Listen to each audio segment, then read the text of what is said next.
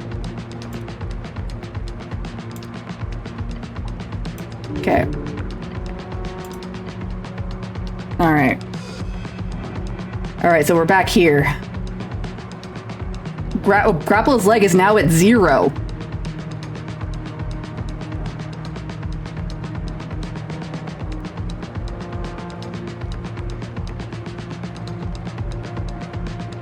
This one I passed last time, and it was like, oh, you need to get him to slip.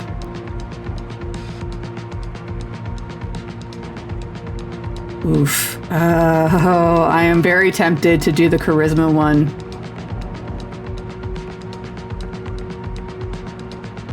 Let's try. The dice love me again. You pull all of your might into your posture and stand with divine grace despite the blood caked on you. You enhance the volume of your voice and speak with a rumble that dwarfs even the troll's voice. You desperately try to hold together your meager kingdom. I need not try, for I know it is mine, and so I reclaim it. What? You are a violent creature, undeserving of my mercy. You are no... You call yourself a king. I am a god. You think your size protects you? Know this, you are but a tree grown in my path to be chopped down. No, no. And now I lift my axe. The troll's anger turns to totally blind, panicked fury. He is terrified, the poor thing. He is not a poor thing, he would fucking kill me. But there is only one way you can end this without more death. Also, it was sick. You killed it. The troll reaches toward you with one hand. Oh shit, no it's not. It's a feint. Master, look up! You notice too late the beast is moving forward. His foot is coming at you, fast as a missile. Okay, this is the part that we learn about how his dad died, and it was very sad. I want to try not to be flattened. But, yeah. We saw this part already, so we're just gonna go along quickly. But it is a good part. I did thought it was very well done. We're gonna keep the responses the same. I remember all of it.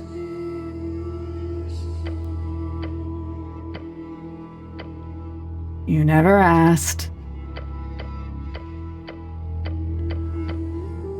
Up. Oh no! Live! I lived! My exhaustion's back. But here comes my boy!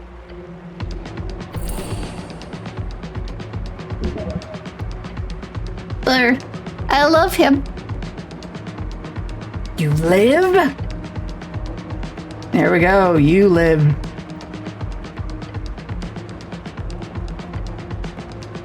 Alright, here we go. This is where it ends. Your companion is on fire! Let him know! Yell it out! You just got snelled, fucking troll!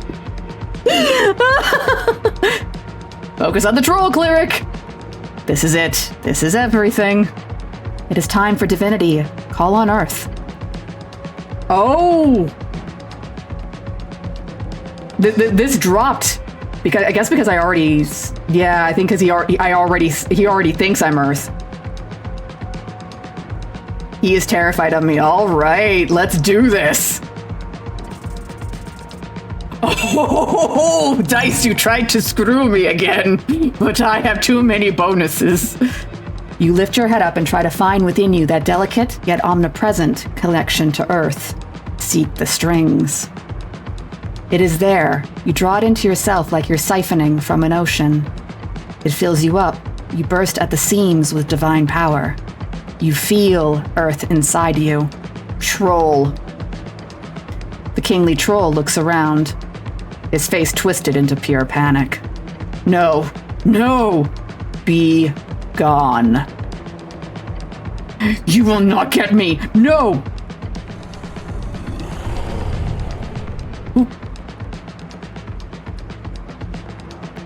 Oh, what's he doing? He lunges forward. No! No! Now's your chance. Don't let him get away! Focus and a steady mind. It is time to take this evil down. Take him, break him. Become the troll slayer you were always meant to be. Okay. I am the king of Ascani. I am. Now is your moment. Your god is watching. Every god is watching. Strike down the beast. Finish what Earth started. Tackle him. Goodbye. Oh, there was a little out of sync. Goodbye. Whee. You hear his roar fade into the rushing water below.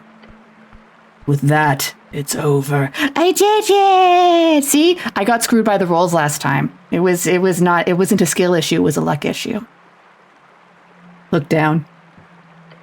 To make sure the fading, echoing yell of the beast actually means he went down all the way to his doom, Big Leader Gorgolash has fallen down to the gravity flip. That means a troll has a 1 in 20 chance of survival. Let's hope. We step back from the edge now. A shaky breath leaves your chest. I can't believe it. That wasn't just a regular troll either, was it? On the ground, just off the edge of the chasm, you see the only proof left behind by the beast. A tooth. Tusk. It's called a tusk. Well, it's mine now. I'm just happy I'm alive. Snell puts away his sling. Good fight. Do you take any hits, buddy? No, nothing. You tanked those hits all by your lonesome. Tank. Motorized armored vehicle closed by the Lake Coast War.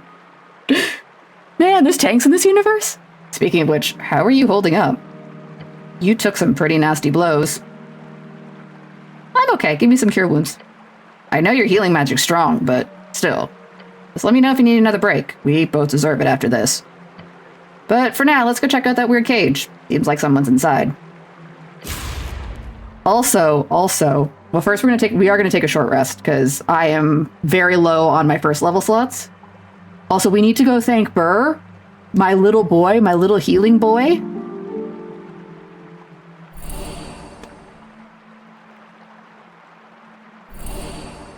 Okay, so my exhaustion is taken care of at least 2. That also helps, because that's going to be a -1. Only 1 first level spell slot. Oh, nope, we got 2. 2 of them. Alrighty, Roo. Well, bless expired. Well, we'll put that back on in a second, but we fucking save. Oops. Oop. Oh my god, we're not dead. Burr, my boy. Burr, I love you. I would like you to know you are a brilliant creature. The mushroom man greets you with a slight tilt of his large cap, then rattles out a quiet noise from its mouth, while Snell keeps his distance. Brr, brr, brr, brr. Okay, I gotta comprehend languages. No, I need to cast it. He is thanking you for defeating the troll. Comprehend languages.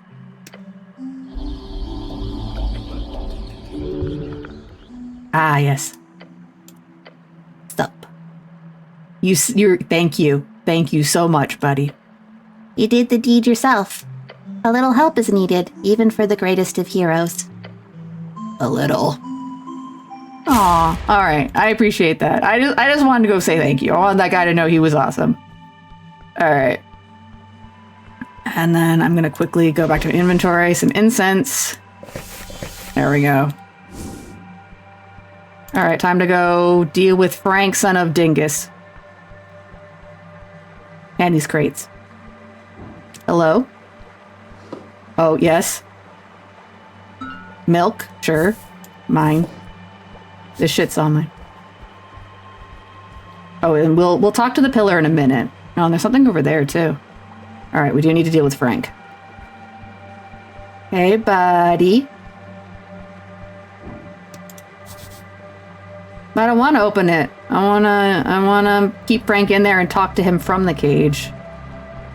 Fine. As you approach the cage, you hear a faint voice inside. Ahem. Won't you help me out here, good fellow? On the ground, you see a key. Hey, troll dropped it. To the cage, of course. Yes, it must have fallen off the troll during the fight. You could probably ask for some kind of reward in a scenario like this. You think I should open it, Snell? Yeah, I think you should. Dragon slain. Time to save the damsel. You hear a laugh from inside the cage. A damsel, eh? I'll take it. Now, please. What do you do with the tea shop? Look, I'll be very happy to answer any questions you've got, but please. You hear him banging on the bars. I'll be much more talkative with my freedom in order. Who are you? Currently, I'm but a man in need of a great savior. Fine. As it opens, you watch a well-dressed and surprisingly not-so-scuffed man step out. Oh. Ah, yes. This is the feeling. Sorry, Moonwatch. Prince Meridoc Moonwatch. Moonwatch, a famous family of revolutionaries in Reeds. They are one of the few powerful houses that managed to brand themselves as non-magecrats, and were thus both spared and in some sense revered.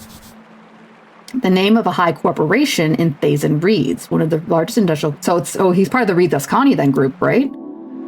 Freedom. I have your hat. You can't have it back. The sweetest nectar of any band. Yeah, this guy... He's got style written all over him. Really? I don't like it. This is the Merchant Prince, specifically the Moonwatch heir. You have heard of him. Are you Meridoc Moonwatch? The one and only. The fancy freestrider flashes you with a series of pearly white teeth. Allow me to properly introduce myself. He bows deeply. Hola, Hesia, salve, amice. Dick, hello and greetings. He bows forward in a deep performative motion. My name is Meridoc Moonwatch, Great Merchant, Prince of Reeds. Pleasure to make your acquaintance, and quite honestly, a much bigger pleasure to be rescued by you. He looks to the goblin and immediately holds out a hand, presenting his palm. You must be a local tribe member. Great to meet you. He looks at the hand for a beat too long. Technically, yes, he shakes the human's hand. I'm Snell. Snell knows it's not a handshake. Love it. Ah, of course, Meridoc says, returning a limp shake. Showing one's palm is quite the ironic visual for such a well-focused ideology.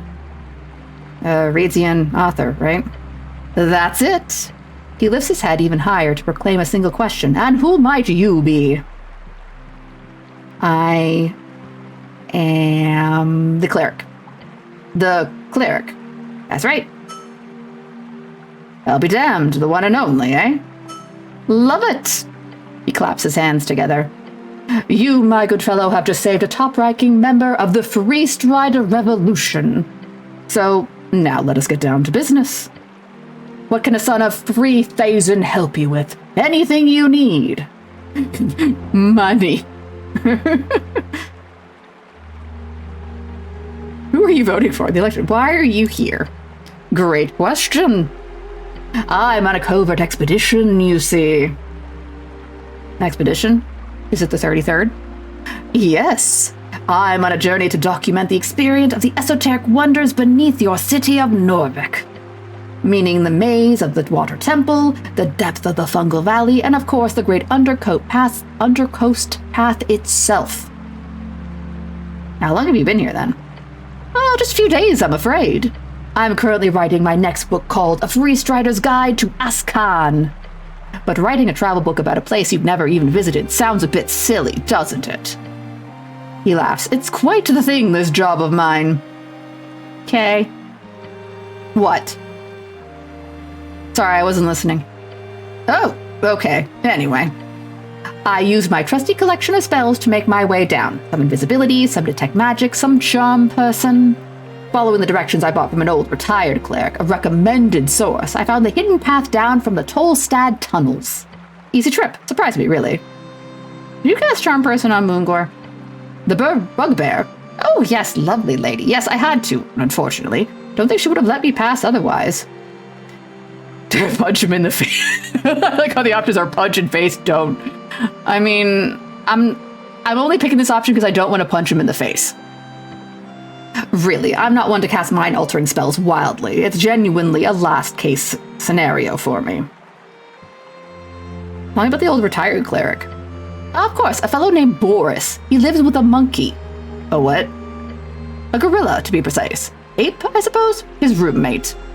I'm not entirely sure why I mentioned it, but just seemed like the most natural point of interest about Boris's character. I was recommended to him as a source of information about delving and Evorkian navigation. He apparently served as a cleric here for over 40 years. Hells of a career. I want to meet him. For sure, he lives near the, what do you call it? The big facility built into the ancient ruins, the south of here, the Palace District. That's the one. I'm sure he'd love to talk with you as well. He looks away for a moment. Boris, yes, a lovely fellow. You have heard his name at some point. Boris Kierson. Never met the fellow, but among the ranks he's not exactly highly esteemed. Probably one of those retired clerics doing side work for the Pest Control Guild. It pays. But man, you gotta meet this guy someday. Like a monkey roommate? What the hell? You know a lot of spells. He stretches a bit. Looking uncomfortable. It's not something I'd like to advertise, but yes, I have been trained since I was a lad. As you might imagine, the horrors of magocracy make magic a less than desirable skill among the free city leaders of our kinds. Of all kinds. And then the troll. He groans and rubs his eyes. I really should have been more careful, but once I'd reached this far down, I figured there wouldn't be any trouble if I just rested a bit under one of the mushrooms. Mostly to regain my spell slots. And, well, there's not much to say. I was thrown into a cage, interrogated a bit by that brutish troll. I spent my remaining spell slots on him, but nothing seemed to work. Did you talk to him? Sure. If by talk you mean him screaming at me and threatening to eat me for a fair bit of time. Lovely experience. It'll go straight in the book. The last vestige of Ascani's brutish past. Yes, that'll work. So nothing useful. Well... The brute did mention how he hated Earth. Sounded like he was one of the few who survived your dear god's cleansing during the city's founding. He also spoke about rebuilding the tribe, but I'm not sure what that even means. So good riddance, I say. Such a beast has no place in civilized society. Compared to the half-giants of Orgeni, I do not see much potential in trolls. He glances towards your goblin companion. Goblins, for example, are more or less stellar examples of the democratization of tribal cultures, if you pardon the expression. Snell looks tired. About to say, that's a microaggression right there. They sure are domesticated, aren't they?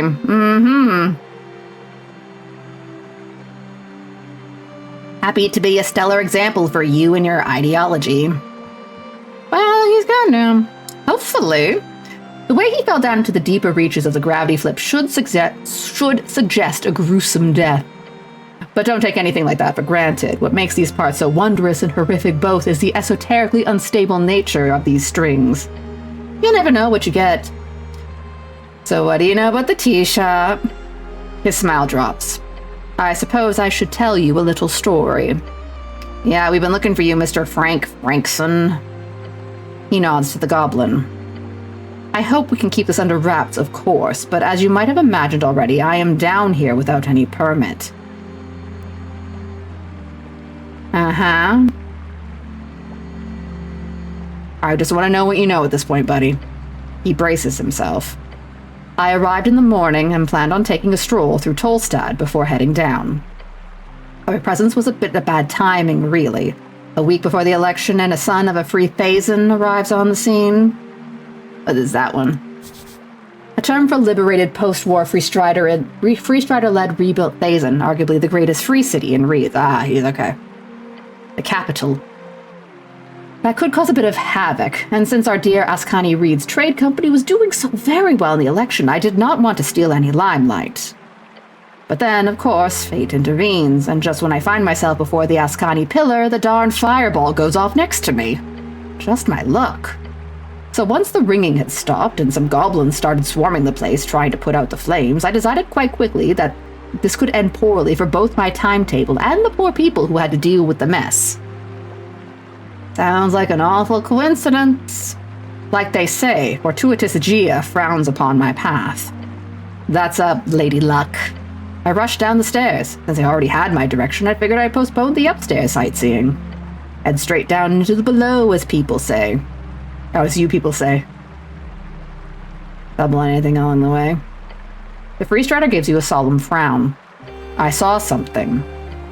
You see, I have a pair of glasses. They allow me to detect magic, among other things. Ooh. Can I have the glasses? Can I have the glasses? Yep, a classic first-level divination spell. It allows a caster to view magical effect, enchantment, illusions, and other esoterical things clearly within a certain range. You don't have access to this currently, but Detect Secret should be a good substitute. Where are the glasses? Lost, sadly. No! The trolls shook me around and they ended up somewhere down the river, I presume. What did you see? I saw a man on fire. What? Specifically, I saw the outline of a man. Invisible. An invisible, on-fire man. Perhaps I should describe it more like a... He scratches his chin, then perks up. Ah, yes. An invisible, smoking man. My glasses allowed me to see him, or at least the faint outline of his esoteric illusion. Where did you see this? I had just entered the... What is it called? The area right below, with all the apartments and the big ravine. Pillar crossing. Yes, that's it! I saw him heading across the bridge, or rather, towards the pillar. What time did you see this? It could have been more than minutes after the explosion. How many seconds does it take to walk from the pillar upstairs to the pillar downstairs? 60 seconds? Then perhaps that. I was rushing to get away from the drama, after all. Any other details? It was clear that it was a man. He was on fire, and he was probably wearing some type of armor. Oh, okay. All right. So we're going to take a moment to theory craft. Walk with me. Journey with me here. So we know what happened at the tea shop was a necklace of fireballs going off simultaneously, creating, for all intents and purposes, a level 11 fireball spell. Which, ouchie. It kills the elf who was there. The elf, while under the effect was Speak with Dead, when asked who killed her, she pointed at our main character boy, the cleric, and said, "You did." Now, because the cleric was not present in the city, we have generally interpreted this to mean is that she believes it was a member of the religious order. So this could be another cleric, or my other kind of theory is a paladin. And go with me on this. We're going on a journey. Don't worry, I'm going to explain all my logic here. Point is, he said he saw someone walking away in armor. So I suspect this is the cleric / paladin who the elf was supposed to be seeing. So the fireball did hit them and they fled the scene under invisibility, but it looks like they did take damage, but probably resisted it or was hopeful. Well, I don't want to say hopefully able to survive, but we're not going to get closure if they're dead if we just go find somewhere in the course. But anyways, the reason why I'm leaning on a paladin. So the day we arrived, we encountered, so the elf who died, her name was Pinia Athena. The day I arrived, I found someone claiming to be Pinia Athena asking me to go find a paladin. And when asked about why, she said, "Fuck him." So this is why I'm wondering if the person she met is supposed to be the paladin, because she sent me on the quest to find the paladin. We supposedly found his thingy. His brooch. We found his brooch. I'm like tapping my chest like that's going to help. We found his brooch. We are theorizing that the paladin has died, but we didn't find a body. So the point is there's a lot of theory. So this is the theory I'm going on, is that the person on fire he saw under invisibility was either a cleric / paladin from the Earth Guard who took off after the explosion went off. Okay, back to the game. The silhouette made that fairly obvious. A human, I would guess. Too tall for a dwarf, too short for a, I don't know, half-giant? But really a humanoid slightly taller than either of us. I'm sure you're experienced with tech magic, but my glasses are not as powerful as that spell usually allows. So sadly all I could see was the silhouette. All right, what did the man do? That's the question worth a million tens, eh? Yeah, I need to know what he did. Meridoc takes a deep breath. He went inside the pillar. Wait, what? Inside the pillar, he says. Like, what? Like that one right there behind you? The pillar of yore. Please elaborate. I agree. That seems reasonable to do. It's strange, but let's be clear. I first thought I saw a strange esoteric event or a ghost. Because the silhouette I saw, it went straight into the pillar of yore, right in, as if it walked into the stone, and the stone turned into... how do I describe it? A magical mass. Warping around the invisible man, his flames being put out and his being merged into it. A portal. A gate. He walked into a portal. That would be my guess, yes. Wherever he went, once he was inside the pillar, his presence disappeared immediately, along with that esoteric force emanating from the stone. I've never seen anything like it, but I have read about it.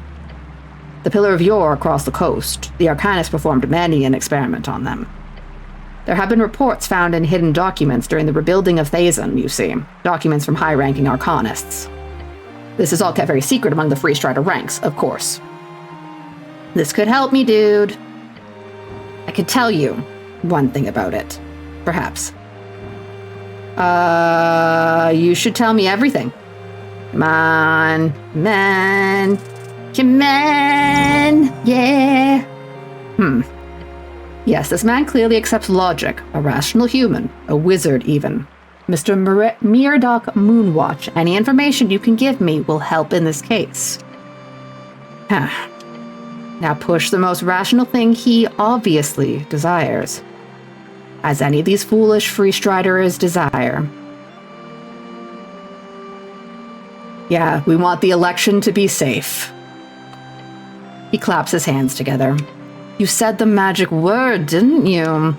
Yes, I do worry that this whole event will curse the Free Strider cause.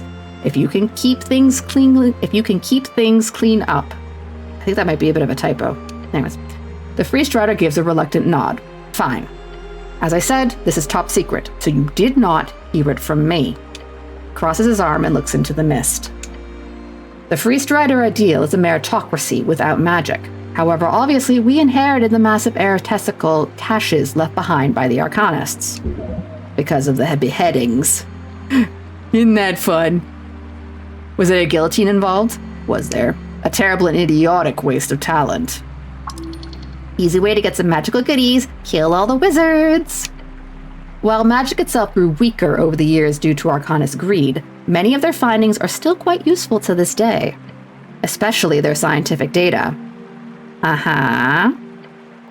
They appear to have been in contact with yore. That is... fascinating, but that's the guy who runs the pillars. How? It's not exactly a conversation or anything. They received esoteric messages, not unlike the ones recorded during the Gate era by, well, civilizations like the snail folk who built all the ruins around us.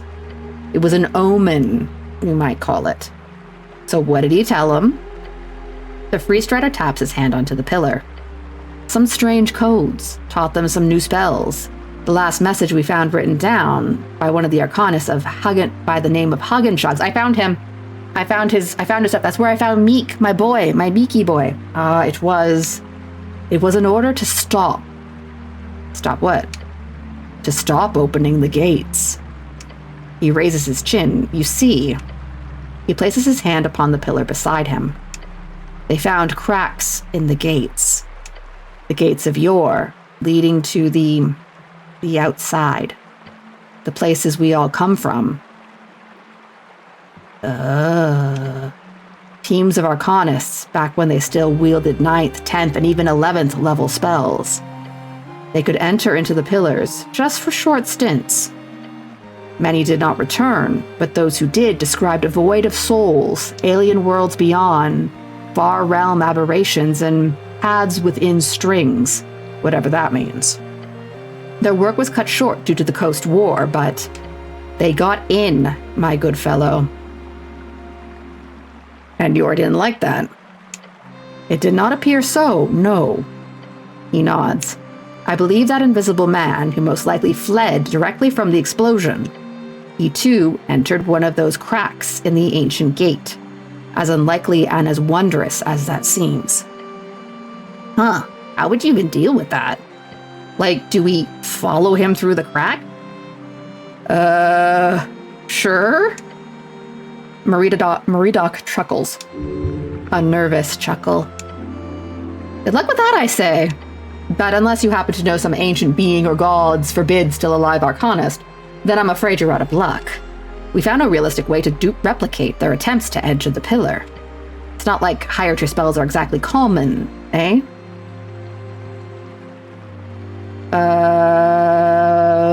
What about a Sphinx? Oh, you speak of the Gyno Sphinx upstairs. Yeah, she's quite the celebrity. Hell, if you can get her on your side, then why not? I do know some Free Strider researchers attempt to get on the good side of a Sphinx in one of the lairs near Krieve, but it didn't exactly end well. What was that? A city in Eastern Reeds, one of the few places untouched by the later stages of the Coast War, and thus a stronghold of early Free Striderism. Fourth largest free city. Okay, what about... Okay, well that's our friend Skull. I'd suggest staying away from one of those, but really, even if you had one as your best friend, it probably would not have the power to perform such magic. So okay, so we've got a Sphinx. We're gonna figure this out. He bows his head. I am happy to be of service. Looking very worried for your safety. Your goblin companion, who stands quiet next to you as you discuss the methods of interplanar travel, raises a hand. Just to be clear, we're talking about teleportation, like magical teleportation. Yeah, what do you think? What do I think? Snell side-eyes the grinning Free Strider before leaning in with a scowl. Look, I'm speaking on behalf of Lady Sageleaf when I say this. He takes you aside, a few steps away from Maridoc.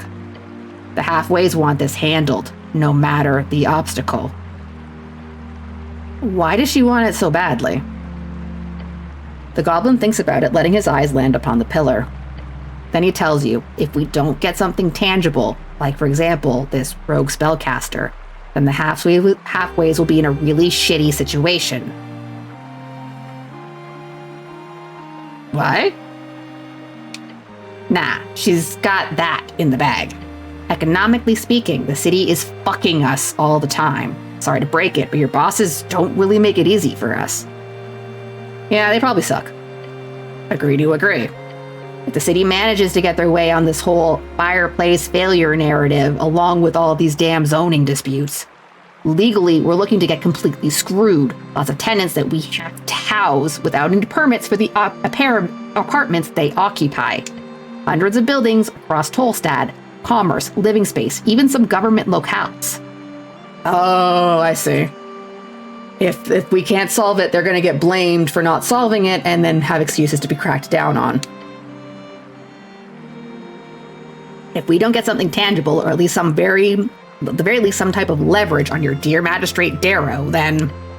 He lets out an exasperated sigh. I have to do anything I can to stop that from happening. The old lady put her trust in me to handle it. Then let's have an adventure. He instinctively grabs it, giving you a solid handshake. Yay, we're friends! Let's have a gods be damned fucking adventure. No matter what. No matter what. He gives you a determined frown. It could be dangerous. No, I get it. His eyes speak of bravery in the face of an overwhelmingly new experience. I'm not taking this lightly, I promise. Well, we're going to the pillar. Oh, how lovely. I hope you survive. If you do, I'll be sure to write a piece about it. So do you know the elf living in Tolstad? Not really, no. I have a few elven friends in the Reeds. But I'm not quite new here in Norvik. How come? Do I tell him? You know what, fuck it, I'll tell him. Wait, no. Yeah. Oh, I had no idea. That's certainly a scandal in the making. An elf, you say? Ilum, I assume. Uh-huh. A tragedy. We're not going to go into... I'm not going to make guesses about what I don't know.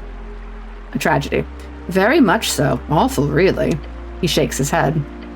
I will leave this investigation to you, but I assure you I had no contact with any elf in this city of yours. You unsure if he is speaking truth or not? It feels like he's speaking technicalities. I assure you I've had no contact with any elf in this city of yours.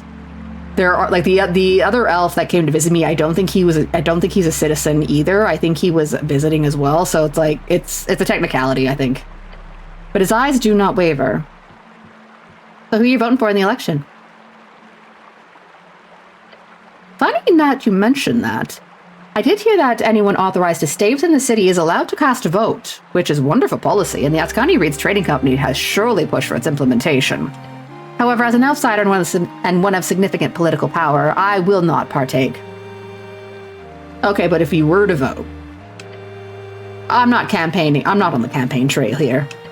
But without giving any official backing, I will say the Free Strider Party here in Norfolk has done a great job so far. That's all I'll say.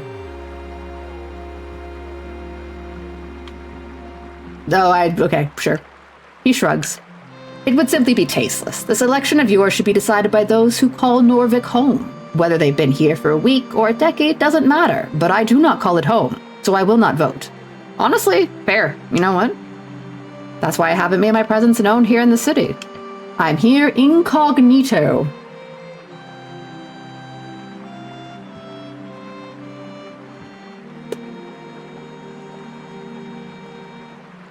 But the mushroom's gonna vote, and that's all I care about.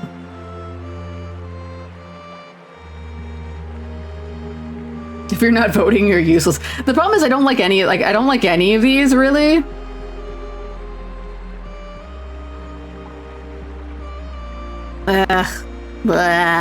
Fine. He places a hand on your shoulder and grips it. I like you. You ever think about writing for the cause? Nah. Good to hear. Alright, did you drop a hat? Most likely, yes. You want your hat? Oh, won't you look at that? It's yours, I assume. It is indeed. I must have lost it at some point. I did get in quite the hurry. He reaches into one of his collected packs and pulls out a book. This is the least I could give you in return. A signed limited edition copy of Beyond Dreams. He gives me his damn book. He just gave me his damn book. Thanks. I try to infuse my writing with Free Strider ideals, and it's proven quite popular across the coast. Hopefully, it's a sign of the times and of Gia's good fortune to come. He smiles and puts on his fancy yellow hat. The man in the yellow hat, yeah.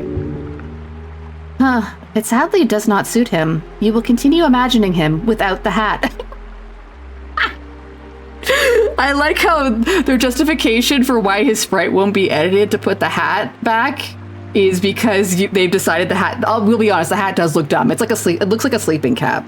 I thought it was a clown hat when I saw it, so I get it. But on the other hand, it's funny that they're saving on programming by imagining the hat, so that it's that awful.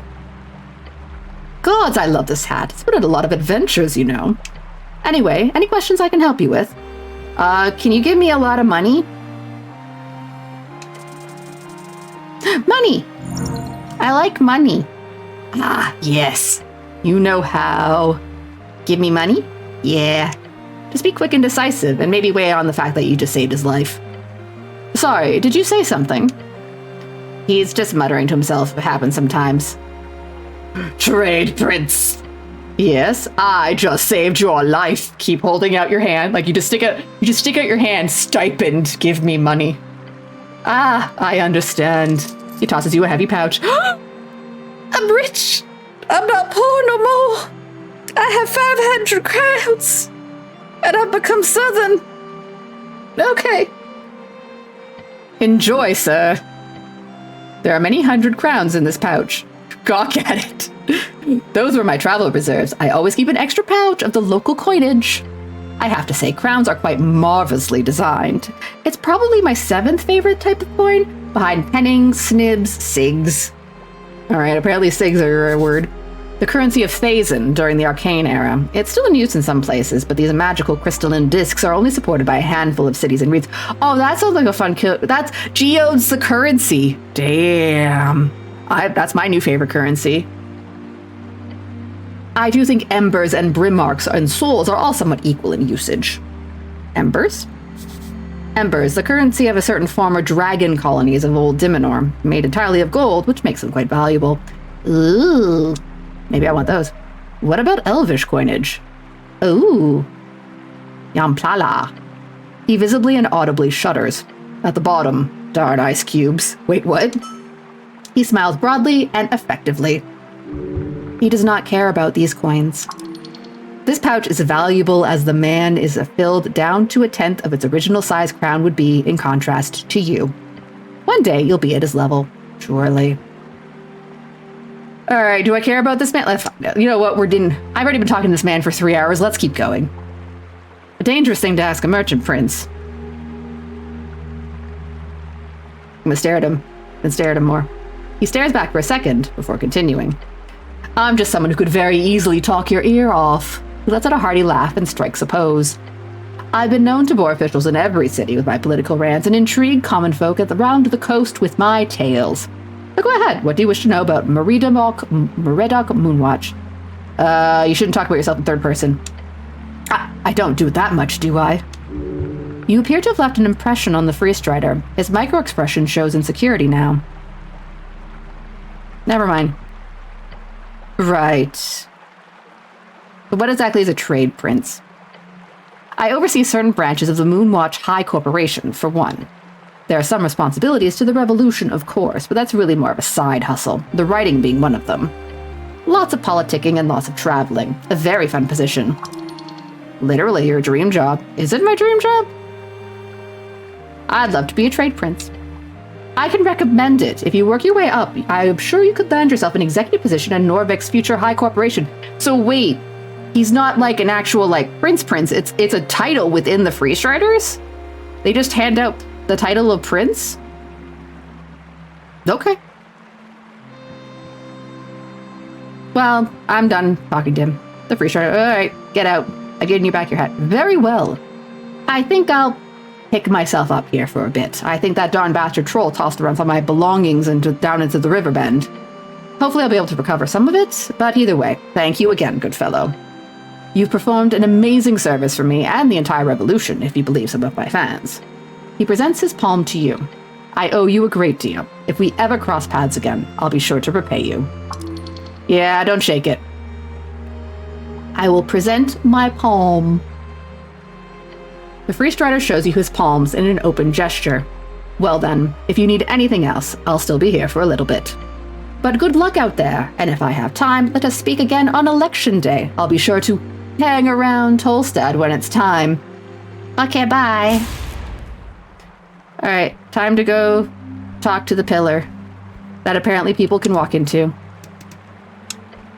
The Pillar of Yore towers before you. He is speaking to you. Touch the pillar. Someone went inside this thing, huh? Yes. It appears so. You'll have to be real careful if you want to follow into a gate like this, but you can do it. I guess I should go to the top, huh? Yes, you should. But I want to touch it now. You place your palm against the damp and soft surface. Huh. Yes. There is a sentience inside. The strings are connected with something beyond. It is easier to make out down here. It appears the esoteric power grows more intense the further down you go. Logically, this could indicate there's a central point somewhere within the undercoast where the power is at a climax. Unfortunately, you cannot reach so deep. No one probably can. However, you could try to reason with this sentience, if you so desire. It could prove useful. Well, it's only a DC 3, so even if I'm at disadvantage. Let's talk to the pillar. There we go, that's fine. I'm so cool at this. Now, with the pillar so far beneath your dear decaying city, the voices are loud. You know damn well what they are. Only a fool would ignore it. The unreasonable assessment of death. Oh. Many have written about the Pillars of Yore. Modern scholars talk about them as nothing but relics of the Gate War, gates themselves to other worlds, the worlds we all came from. So is the idea that all the species in this setting have come through the different pillars and then settled in Norvik? If so, interesting. However, arcanists know better. While it is not common knowledge, and most would consider it nothing but an esoteric conspiracy, the great men of old Dimenor understood the pillar. They knew they are gates. Gatey gates.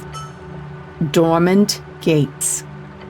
But these whispers beyond are not some alien mind attempting to converse. No, it is but the mindless chattering of souls. Souls of our dead. They are finding their way into these dormant gates. Oh. Why? Oh, okay, so that really reminds me of the Legacy of Kain lore, because that world also had a pillar system, differently aligned pillars, but the idea was, again, the dead were not cycling properly because the pillars had become corrupted. So not like in this case, the pillar seems to be absorbing the souls, whereas in the other one, it was a bit of a different thing. But it's interesting. There's kind of like a rhyming aspect of the lore, you know? Anyways, okay. But that is what these screams are. The yelling of the dead. Well, that's awful. Yes. Yes, it is. But this is as far as you go. You understand little about this esoteric relic of the Gate era. Except the souls. You feel the dead inside. Oh. Yes. Something to analyze at a later date. For now, having discovered these many levels of the pillar, you feel confident in traversing the paths between them. Ooh, fast travel! Fast travel!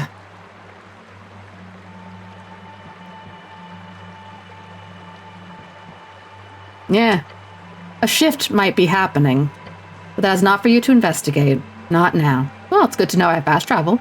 Secured. For the moment, yes. Remember, any part of the city below which is not continuously inhabited and tamed will eventually be reclaimed. Reclaimed and scattered. All right, well, I don't want to leave. I don't want to travel yet. Ooh.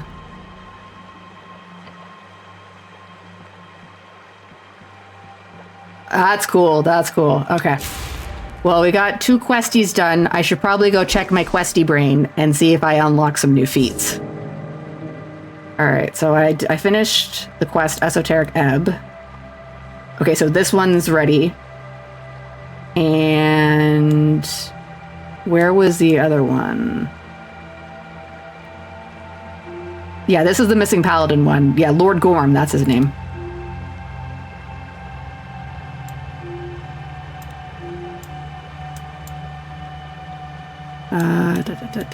Oh, not you. Okay, yeah, that one I did. That's the new one. That was the dragon. That's voting. I don't care about that. Where did the Esoteric Ebb one go? Oh, here it is. It's right here. Hee. All right, which one? Let's do this one first. Let it take root.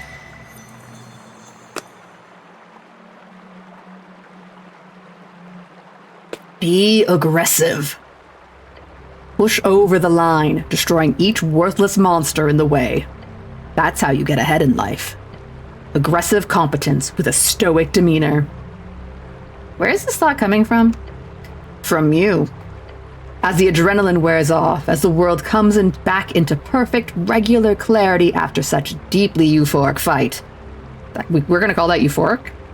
You're standing here realizing you are on top.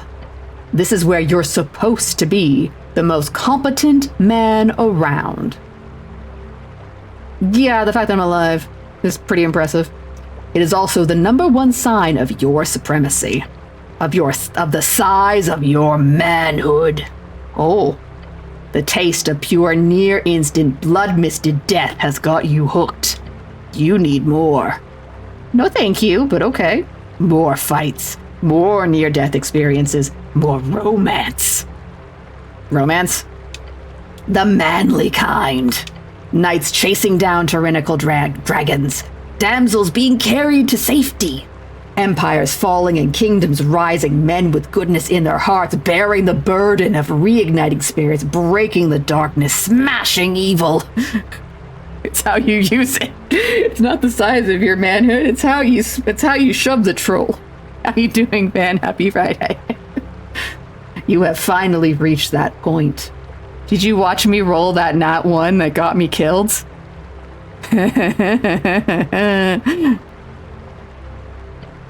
The point of actually feeling like a professional cleric. So all I need to do is kill a troll? Yes. How long is my life expectancy?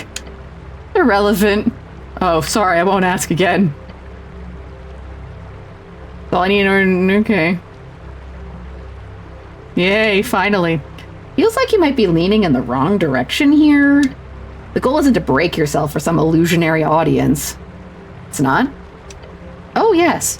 Risk assessment, baby. The larger that creature is, the more you should be getting paid.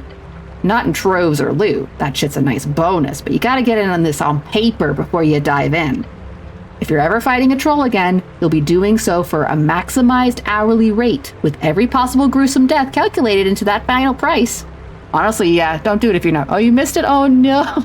Well, the bot will be there, but just for a brief recap, I had to go fight the ice troll, and I got all this beautiful setup. The items I found were useful in laying traps, and then when it came time to initiate the encounter, I rolled a 1 on inflict wounds on a prone troll, and it all went downhill from there.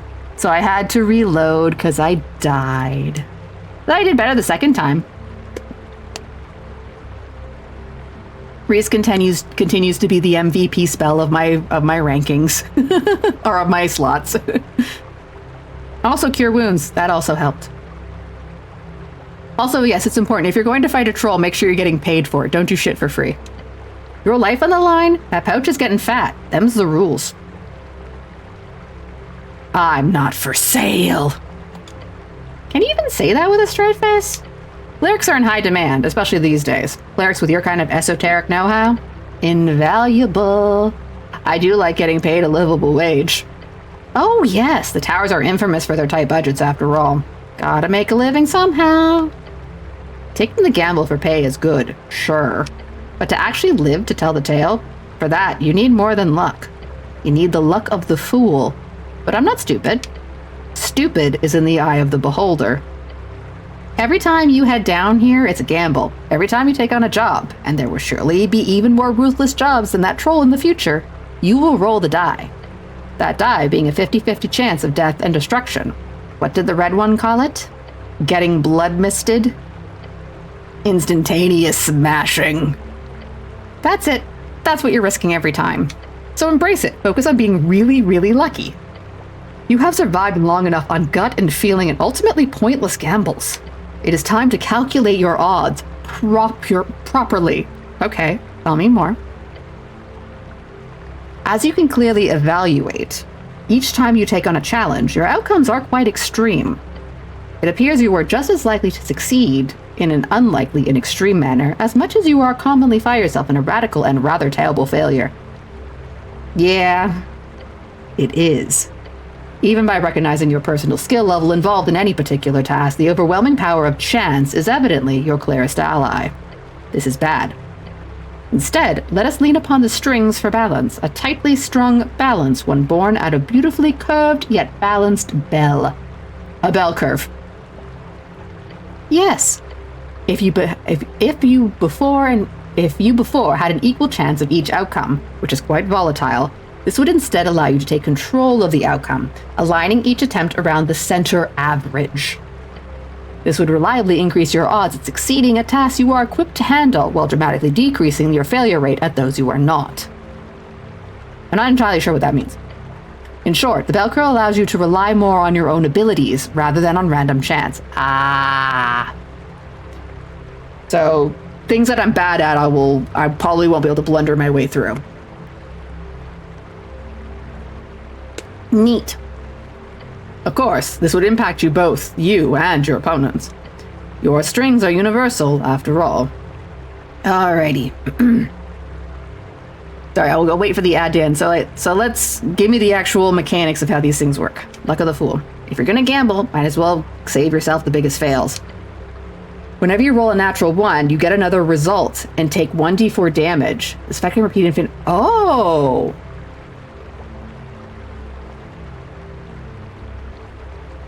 Interesting. That would have been helpful in the last combat I had. Okay, what about dungeoneering reflexes? You've dodged enough shit to get down here. In the future, you'll be ready for anything. Whenever you roll 10 or below, add an extra proficiency to the roll. Interesting. Okay, what about professional cleric? This is it. You feel it. Finally, you are competent. You cannot critically fail. So, what does that mean? So I'm guessing it just means that nat 1 just becomes a failure rather than a crit failure. Interesting. Curved yet balanced. Blah, blah, blah, blah, blah. Whenever any d20 is rolled, the strings of your causes the outcome to lean towards 10.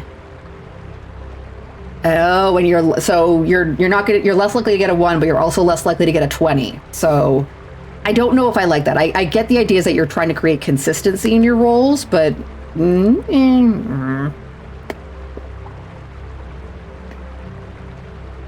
I'm leaning between Luck of the Fool and Professional Cleric, because I do like the idea that if you just roll a 1, fuck it, re-roll it.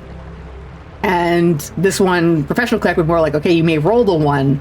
The idea of Luck of the Fool is that you will take damage as a result of it. So you would have to be mindful of that. Or Professional Cleric is like, you may roll the 1s, but you won't critically fail because of the 1s, I guess. I'm gonna go with Luck of the Fool. These are all tools of your trade. Each will help you in some way. Your choice here is to focus on one path. The gamble, the delve, the veteran, or the thinker. Give me Luck of the Fool. You'll be very happy about this the next time you're about to stub your toe. Thus it goes. Guess I'm a troll killer now. Alright, we got one more quest to think about. And then we will... So I do have to decide which... I'm going to have to turn off one of my other feats to take Luck of the Fool, because I'm unmaxed out on my slots. Delve deep, sought far. Seen within, watched without. The pillar of yore, an ancient bulwark. Its gate rising beyond. Yeah, I got pretty deep. Yet it continues far, far below. Each step of the way making it clearer to you. How little they matter, these vestiges of the maker of your world. They are but esoteric rock which sits until something changes. This isn't really helping.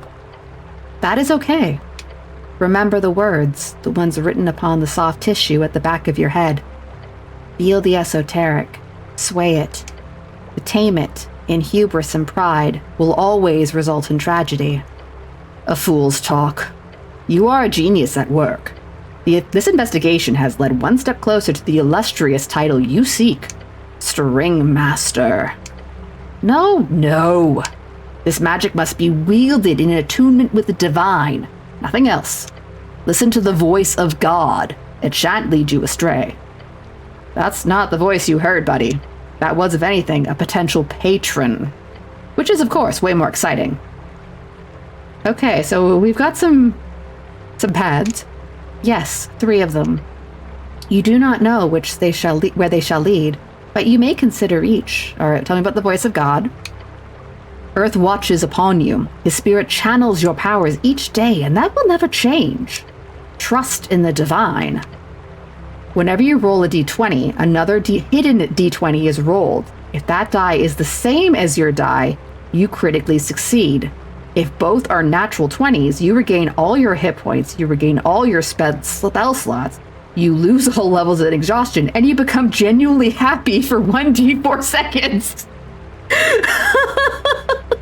I mean, let's be clear. If I do, so let's be clear. In this scenario where you roll 2 d20s, one on a die you don't even get to see. Yeah, sure, I'll be genuinely happy for 1d4 seconds. Because the thing is, you will know if it goes off, because again, as it says, if you do it, you're going to critically succeed. and you're going to get all your hit points back. You're going to lose all, you will see the effect go off because all the healing and all the spell slots, everything will regain. So you will know it happens. So you'll have that moment of happiness. Interesting. All right. What does String Master do? Focus on the mastery of the esoteric. This knowledge, as cryptic as it is, will help you on your way. For each level of spell slot you have, you gain one. Oh.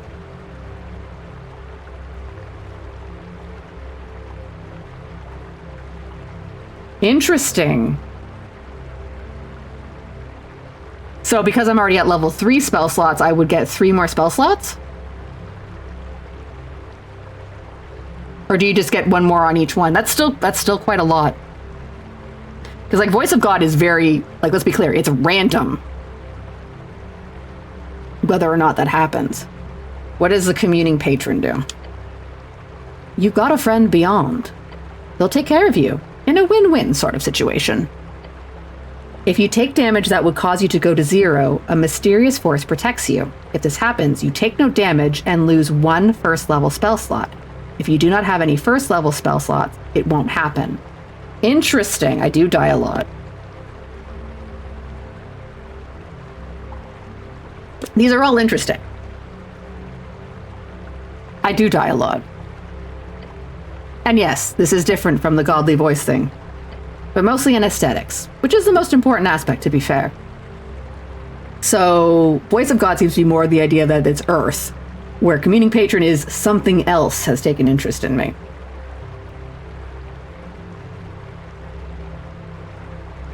See, the thing is, the Voice of God, I could be genuinely happy for 1d4 seconds. But my genuine happiness is on the line here. I'm sorry. That part of the explanation really got me. All right. I'm gonna go with Communing Patron, even though I'm passing up my ability to be genuinely happy for 1d4 seconds. Everybody. Well, yes, you know it. Come on. You'll be very popular.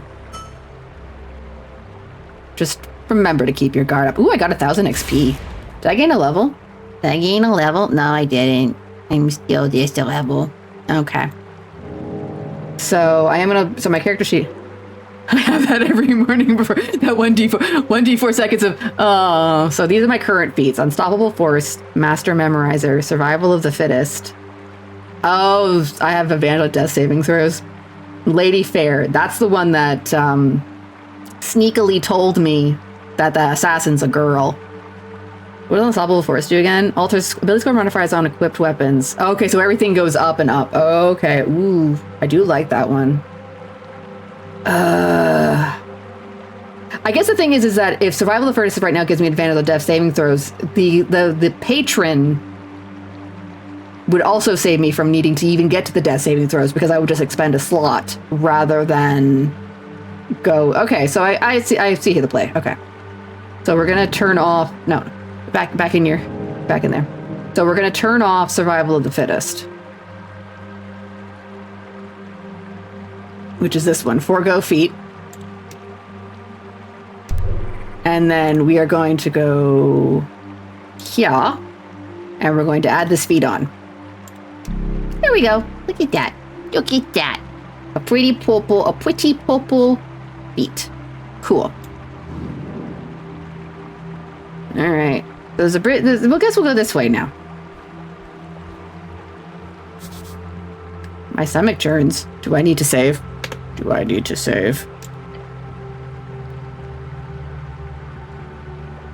Resume. Hello? Ooh, what's this? Apple.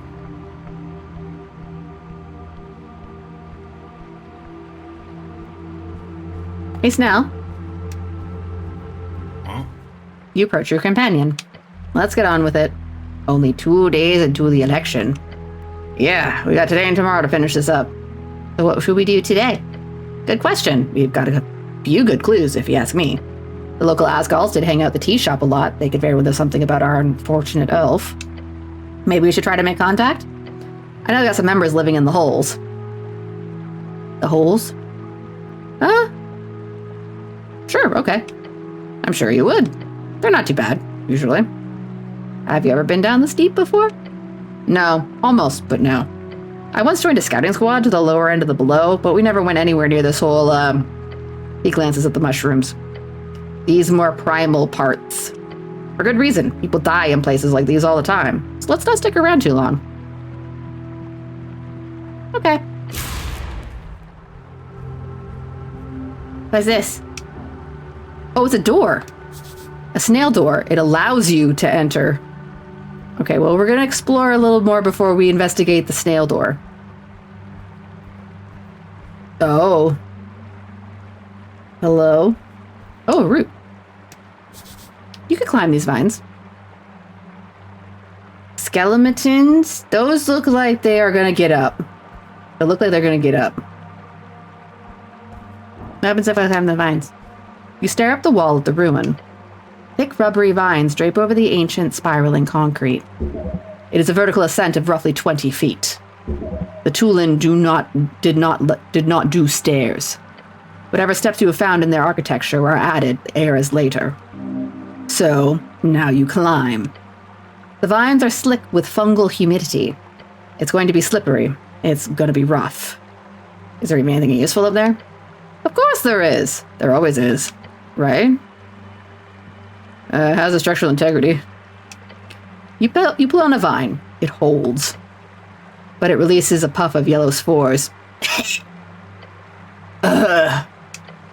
The air down here is thick, heavy. Am I growing mushrooms in my tummy? Focus. The climb is doable. I have questions about the... Okay, well, what does druid craft do?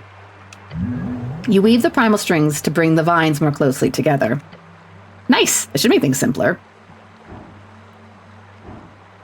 Meek is here. Well, let's go uppies. 19. You grab the vines, testing the weight. Light as a feather. You avoid the slick spots where the ancient resin has pooled. Calculating friction coefficients in real time. Your boots find a knot. Your hand finds a loop.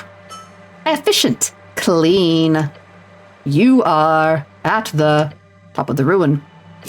Oh, there's something here. Hello? Hello? A headless, decaying body. This one belonged to some kind of druid. It seems... Oh no! Oh no, they're dead! Speak with Speak with plants!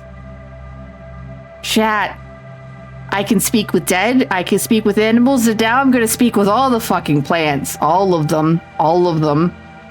All of them. All of them. You don't understand. All of them. Oh no, it's third level. You imbue plants within 30 feet of you with limited sentience.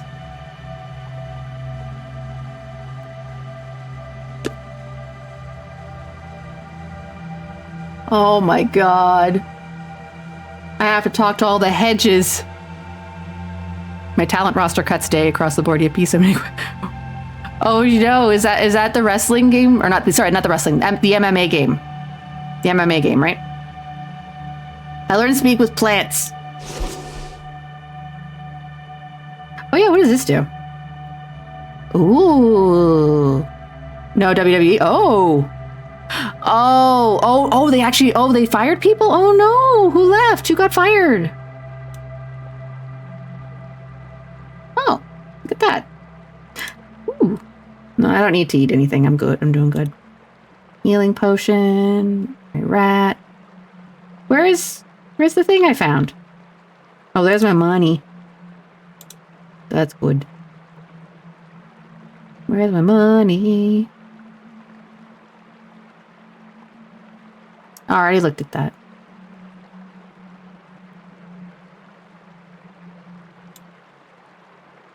No, not that. All the Wyatts? All of it? Alistair and Zelina? Kyrie! What the hell? Like the Wyatt 6 is done? Oh my god. Alistair just came back. And like Kyrie's been wrestling regularly with Asuka. Oh my god. Like what the hell? That's really unfortunate. Damn. That's some big losses. A handwritten note entitled Important Notice to Resistance Members of Tolstad. That sounds like a good organization. Jeez.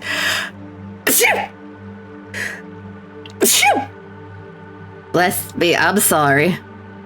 Yeah, that's the thing, is like they're literally in the middle of stuff. And now they're gone. That's... Because, yeah, it really seemed to be like in the storyline, like say for instance with Asuka and Kyrie and Io, like it seemed to be the idea that, you know, like they were leaning on Kyrie to eventually turn, going back to being a babyface and turn away from being a heel from Asuka. That's weird. That's so weird. You ever hear about a resistance now? Tonight's ting is cancelled. Meet up tonight on Waterlane instead. It's time to stop the chant. Signed by R. Right, this is old. Yep, this note was left on a previous day. Oh well. You ever hear about this? Yeah, the Norvik Resistance or whatever. Minor organization, bunch of human kids causing trouble. Oh. I went and talked to their moms. Nice old lady in East Housing. After that, they didn't have any more trouble. They're nationalists?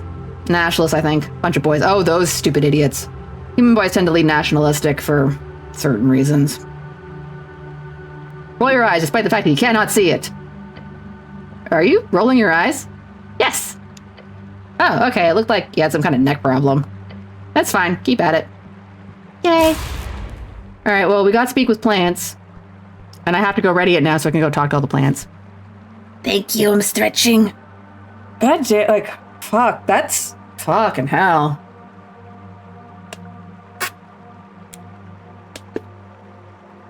Jesus. Alright,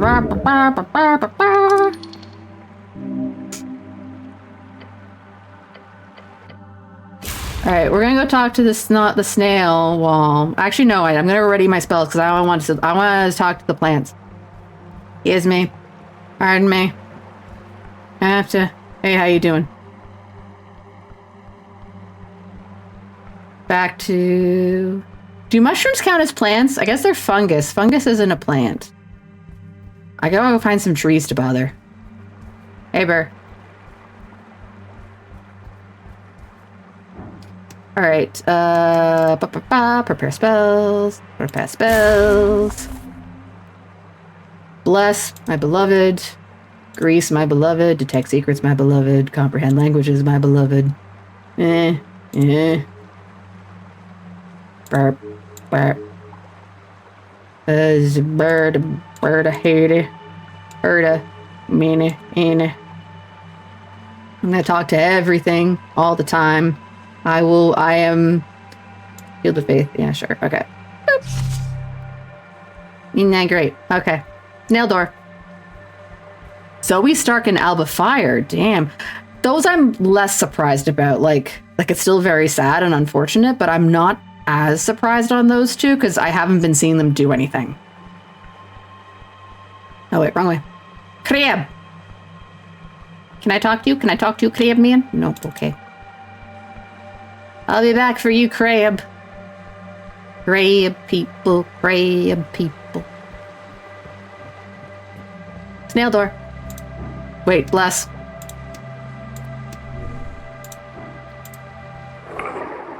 We're gonna talk to the snail door. Ooh. Ooh, it's windy.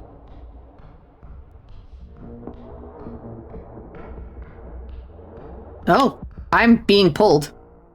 Do you have any idea? Master, beware! How frustrating you are. The voice, young and androgynous. You knew this. It was clearly not a grown man by their build. But he is fighting us! He's practically our nemesis! One more time, eh? This piece of shit. Don't let him get away this time. I didn't know I was gonna get into combat again. Alright, well. Yeah! Go before the assassin. I'm gonna cast Grease again. You see the goblin already moving. Snell spins his sling. The bullet flies dangerously close to the assassin's head, missing only due to constant movements. You face the assassin and consider your options. They are slight in build and light of voice. This is not a grown man. This is but a frightened child. Even youths must sometimes be taught a lesson. You learned yours well as a boy.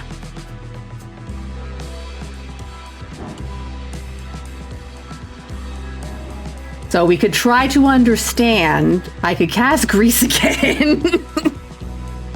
Or I can cast Inflict Wounds.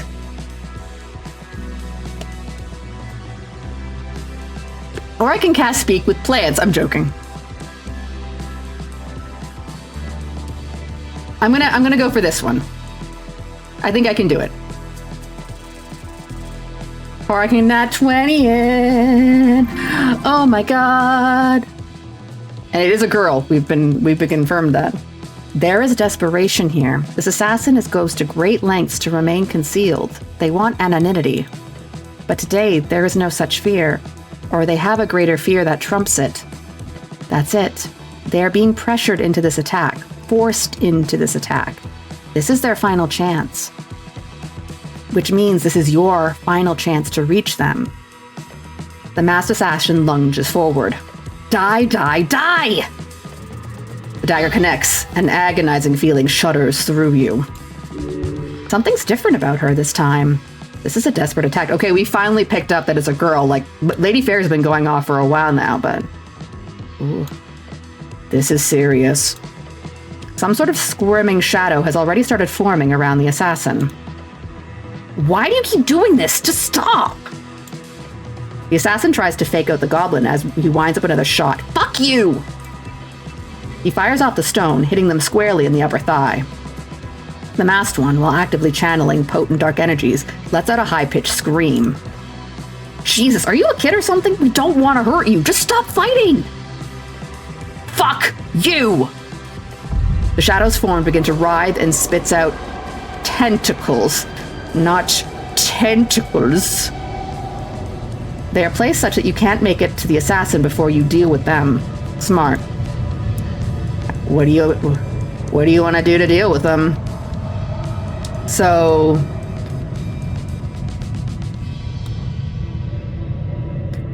the options, the two options here are both not great checks. My constitution isn't great. My dexterity is better.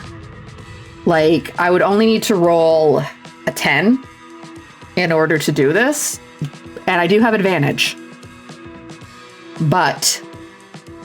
But.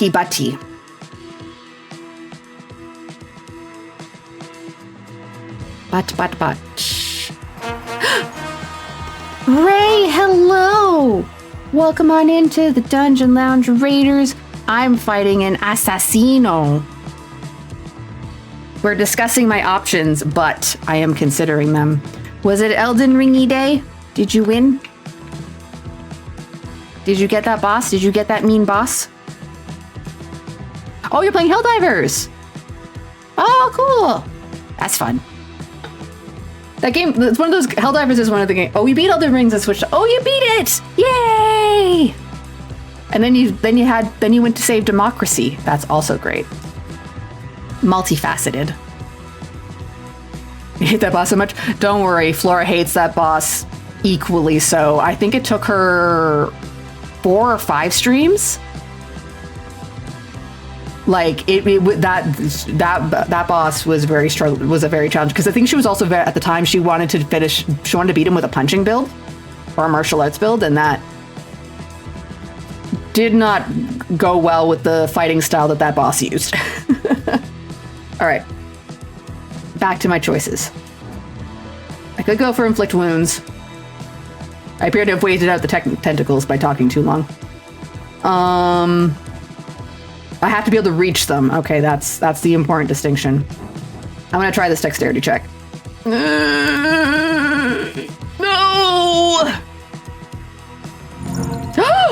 Lady Fair! Lady Fair! Lady Fair! You stop thinking and let your body take over. As the tentacles form their dull, malicious size, you begin dipping and dodging behind each and every strike. Yeah. Yes. Punched him with spiky cannonball fist. There you go. Yeah, that's what she did. They can't touch you. You've got them completely figured out. Things are deteriorating. The assassin twirls a dagger, drops into a squat, and shifts. Watch out! Watch neck! The masked one was there, and now they're here. They teleported directly in front of you. That's cheating. You don't have time to react as the assassin plunges the dagger into your shoulder. It goes in deep. Shit! The assassin pulls the dagger out as you try to grab them by the arm, twisting away. The assassin's knife glows with dark energy. Heavy smoke spills from its edge and drifts as though suctioned into the mask. The smoke clears, and the mask firmly planted on her face, glowing faintly. Zelda, Curse, Karpa, Mut. Shield, spear, arrow, death. Oh wow, that was a high check. DC 20. The tongue of a far realm, of aberration and esoterical abominations. The assassin's eyes turn black as the shadowy tentacles begin to rise once again. We're gonna... Thank you. There is no other recourse. It's time to finish this. The goblin whips another rock at the assassin. A shadowy tentacle slaps it out of the air, blinding speed. Aw, not his rock. Oh gods. One last chance. You will finish this. All right, let's do this. Strike, strike true. Yeah. You stomp through demonic tendrils, charging like an enraged ghoul bear up to the hapless assassin.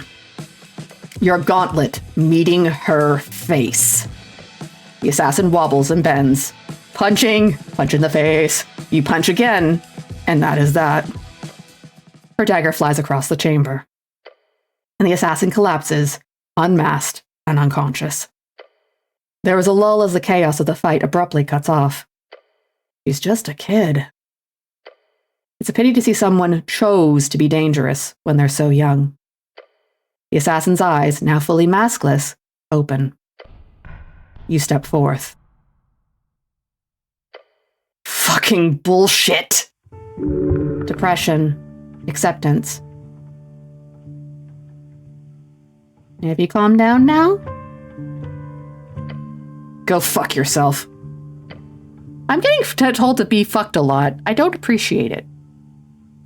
Alright. Let's just take her to the dungeon. She's earned it.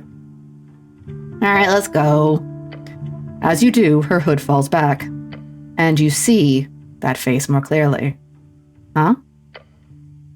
Ugh. It's Darrow's daughter! Oh shit! I wondered where she went. Oh no, I can't take her to prison. Darrow's gonna get mad at me. Oh shit. Oh shit. Wait, what the hell's? That's... Oh no. If you tell my dad about this, I'm going to actually kill you. The girl scowls. Oh. The magistrate is not going to like this. Dun dun dun. The magistrate's daughter is a cultist. Ha! This is hilarious. Huh. Well, this is certainly an embarrassing situation. Darrow clearly has some family issues to deal with. Oh no. What? Is your test working, Nox? Did it workies? But also thank you for the bitties. Dun dun dun. How terrible. You feel for anyone forced to be born into such a high-class family. Holy shit. Yeah, take an LR, it'll last longer. What's an LR? Common shortening of light reflection, referring to the image capturing method of using the mirror cantrip and the light cantrip simultaneously in order to brand a surface with a perfect visual representation of whatever the mirror is reflecting. It's a popular and cheap alternative for paintings. That's a cute interaction to create photos. That's cute, I like that. Now, will you let me go? Like, let's be clear, that's not really an option right now. Because I'm so nice? She gives you a sad smile. No, you don't get to be snarky after what you've done. No? Go shove that stupid slingshot up your ass, goblin. It's not a... He shakes the leather strap. It's a sling. It's a weapon, not a damn slingshot. He's very correct. Even a child with a sling can bring down a giant. Let's put it like this. I'm gonna walk out of here, and you're not gonna mention a single word about this to my dad. In return, I'll stop trying to kill you, okay? So you've been stalking me all this time. You're not exactly difficult to find. True. I'm not gonna argue that point. Yeah. You do realize how loud you are when you're stomping around in those boots. Hey, he can be loud as he wants, you hear? So where'd you get all this shit? What do you think? Wait, did your dad buy it all? No. Well, that doesn't answer my question. Hey, what about the magic you're casting? No. Now let me go. She really is an annoying teenager, isn't she? It may have needed to download from the first time and may have needed to download from the first one and may only function if you do it up. I don't know. You'll figure it out. Why what? Why are you trying to kill me? Contain it. Well, the girl glances at the mask on the ground beside her. Snell kicks it away. No, answer him. Fuck it. I guess it doesn't matter anymore. I signed up for his stupid fucking deal, okay? Whose deal? I needed easy spell slots. He wanted an extra pair of eyes. Win-win, but then he started asking for these night outings and the reconnaissance missions. Ooh, then he tells me to push some dumbass cleric into the river. I don't like killing people, but sure, totally with it. She's the reason I went to splishy splashy into rivers. Oh yeah, you figured it out. Victories all around. I learned how I ended up in the river. But then you came back, you asshole. Whatever I do, you just keep fucking. Excuse me, I don't keep fucking. As she speaks, the mask next to Snell begins to glow. Get down. Poof. The mask was possessed. Oh, damn it. Knew this would happen. Esoteric bullshit. Explain, please. You happy now? I just broke my damn contract because of you. She lets out a long groan. I am a warlock, or was. I had the whole thing worked out with Mr. Toilet Worm. Mr. What now? Your patron is named Mr. Toilet Worm? Is that a nickname, or is that legitimately his name is Toilet Worm? Ugh, whatever. I don't care anymore. This deal was ass, and I don't want to do it anymore anyway. So there. I'm actually perfectly fine with my awesome mask being turned to dust. It's fine. Really. She does not sound very fine with it. She gets up and drops her cloak. I'm going to leave now. Like, I'm actually going now. Should I just let her go? She has lost her patron. That does not mean she loses her powers entirely, even if they were channeled through the mask. But since she clearly has no reason to continue her misguided attempt at killing you, you might as well let her go.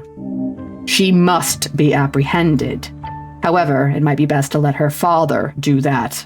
You should speak with him later once you finish your quest. Let her go.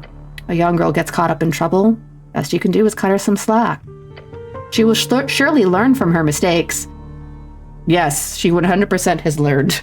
Right, oh, sorry, I just saw stretchies and hydrates. Okay, where does it download?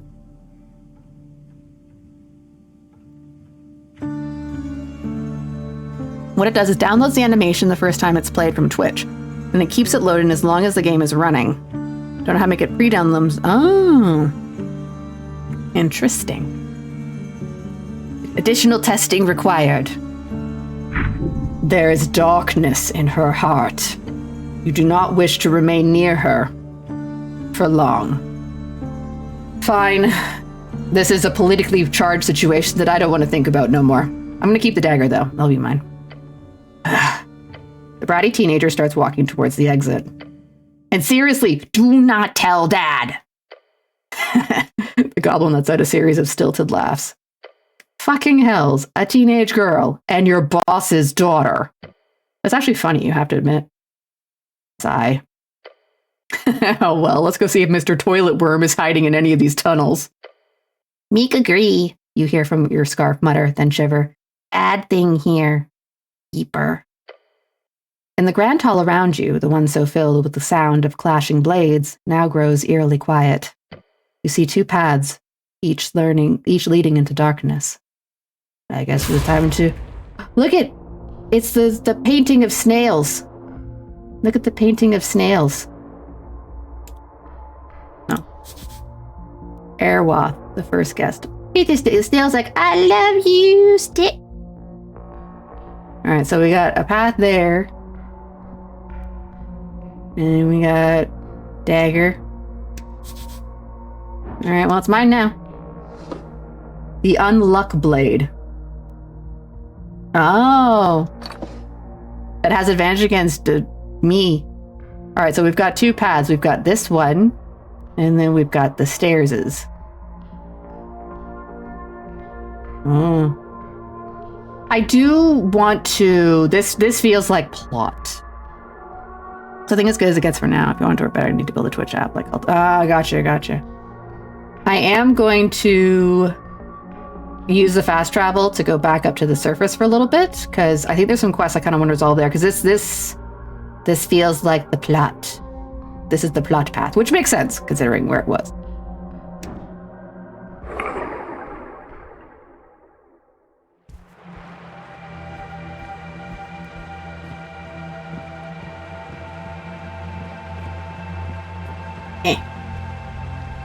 Hello, mighty pillar. I'd like to go uppies. I have plans to talk to. Let's go to the city below. Alright. Whoop.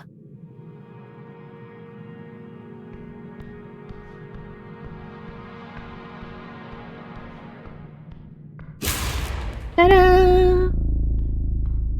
Because there's definitely some plants over here. Look at all these plants. Look at all these plants I could talk to.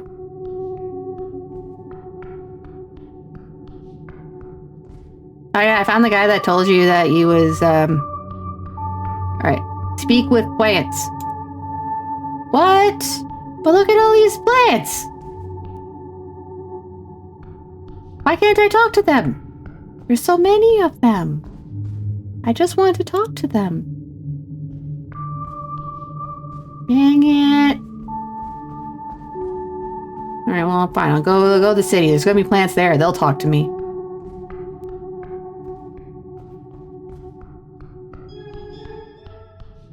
I also have to talk to the Sphinx about entering pillars. Consume plants. I'm not gonna consume them. I'm gonna be friends with them.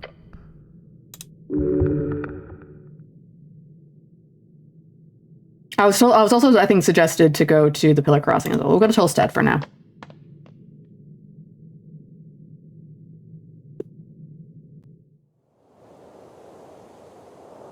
Da-na-na, da-na-na-na. Isn't that great? To see the Sphinx. Gonna go see the Sphinx. Gonna tell me I'm doing a great job. So, chat, do you think I should out Darrow's daughter to her dad? Keeps telling me not to tell her dad, but that makes me want to tell her dad. You have a bratty dumb daughter. Kept trying to kill me.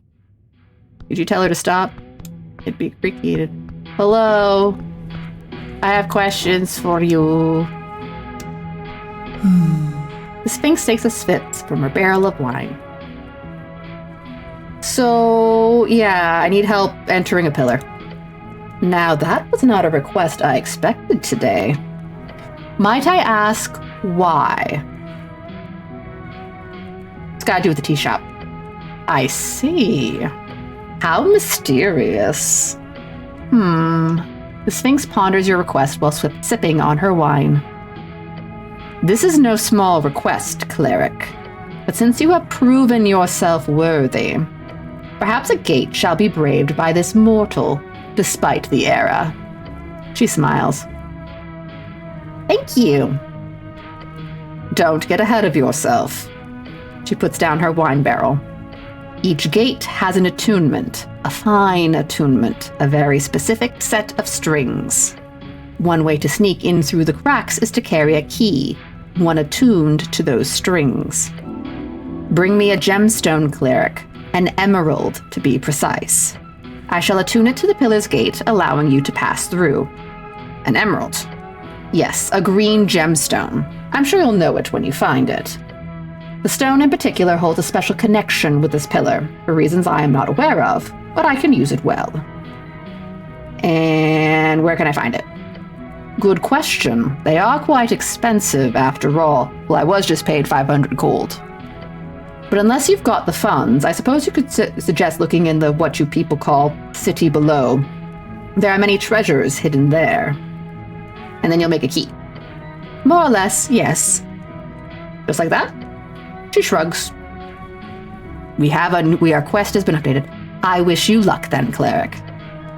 You saw one down in the crypt, in Benevol's Doom. Oh. Considering its madness, the Demi-Lich will either fight you for it or simply hand it over. Okay, well, thank you. So we could go bug the Lich and see if he does not care if I take his gem. Maybe he'll care. Maybe he'll think it's funny. Maybe I'll have to fight him. He did teach me to speak with dead. I should probably go check in with stupid Lichy dude. The other Lich. The one who runs the morgue. The one we need to talk about the fact that the dead body's gone. Hello. Hello. You've lost a dead body. Can I talk to this plant? God damn it. Where are the plants I could talk to? Can I talk to this plant? No, sir. No. Where's my dead body? I also want to go to Water Lane. Hello. Oh, look at all that. Hey. Oh, this is now... Oh, we're down to 10. How many things have...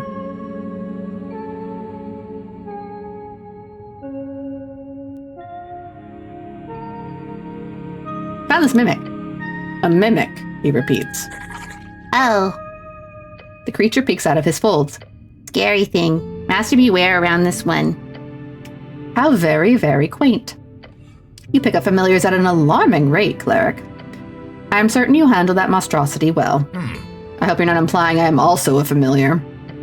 The pale man does not respond to the goblin's comment. That's racist. All right, what is this? What's weird? Well, I nat 20'd it, so... You stand there mulling over all you know about the strange pale mortician when your attention is drawn to the air. I know, I've gotten 2 nat 20s today, but I also got a nat 1, so... This is why I don't like the bell curve idea, because I like my nat 20s. The air around you. It's damp and dry. Cold. Piercing through your chainmail, leaving you with an uncomfortable feeling. A feeling that appears locked within this place. This tower. You close your eyes, focusing intensely on that feeling all around you. It's not natural. It's very much esoteric. A negative energy flow permeates this place to the core.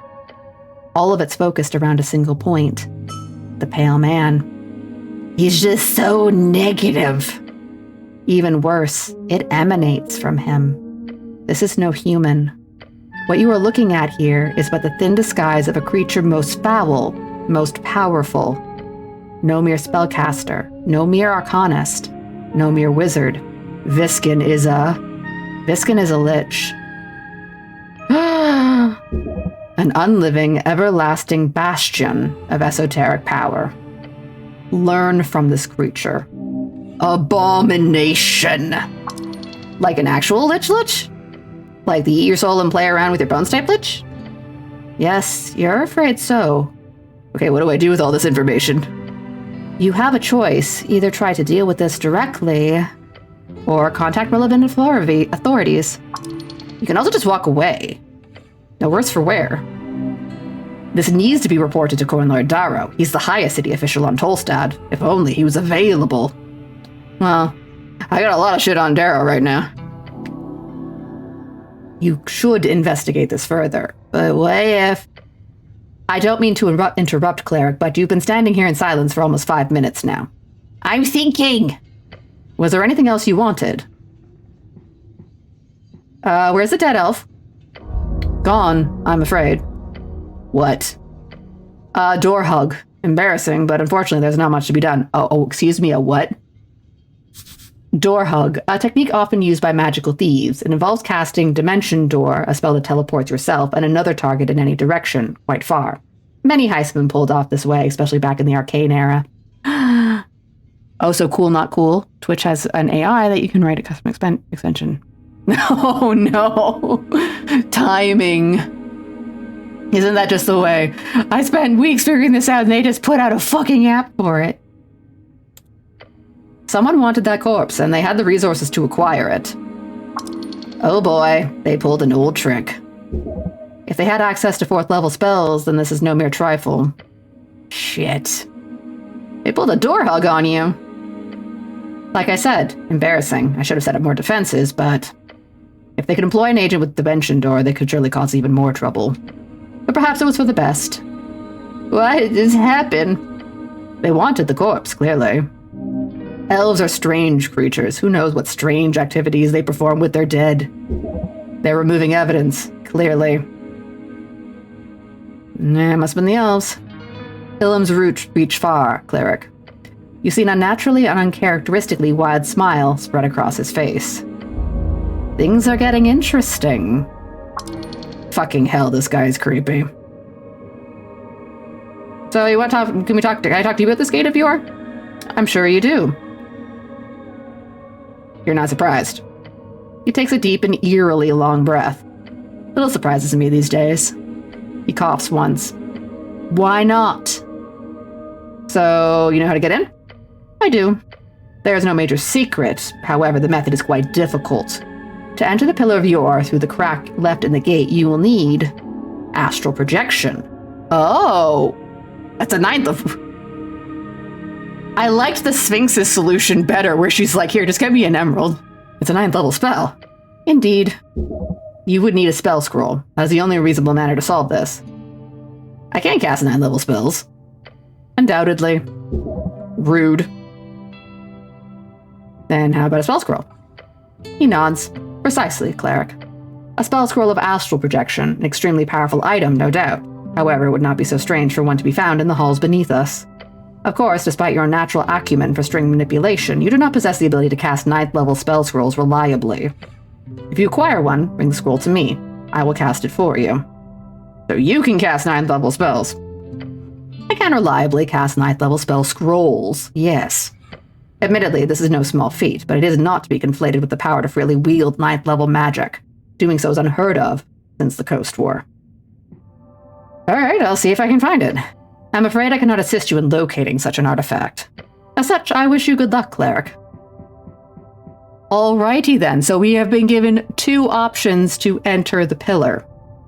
Either an emerald for the Sphinx, or we find a scroll of astral projection to give to Viskin. Honestly, I kind of prefer the Sphinx's option because it means I don't have to do things for Viskin. Because he's kind of a poo-poo. I think I also completed some more quests. Yeah. Yeah, Olza suggested a gemstone. She will make a key. Yeah, so there's 2 options here. Viskin will get a scroll, or Olza has a different suggestion. Choices. Alright. And something else updated. The Elven connection went dead. We have this one. I hate coding AI since anyone can just make me an Elden Ring generate. Yes, I will say that's kind of been my frustration with like a lot of like, a term I think I've called her now is vibe coding, with like a lot of like, you know, like your fucking chat GPTs or Claudes or whatever, where it's like, oh, well, I just wrote out what I wanted it to do and it gave me some code and I just threw it in there and I guess we'll see what happens. And it's like, it's one of those things that I see it, like, I'll be honest, I even see it at my work among some of the developers and stuff like that, the IT developing staff. And it's just like, so you're deploying the stuff and you don't know what it does and you don't know what to do if it breaks. Like you're just acting without understanding. And like to some degree, like I know you kind of do that. Like, you know, I don't know the inner workings of my car. If it breaks, I have to take it to someone else to fix it. But at the same time, like I still know how to drive. You know what I mean? Like I took lessons. I learned how to drive. I didn't just vibe drive, as it were. Or yeah, I don't know.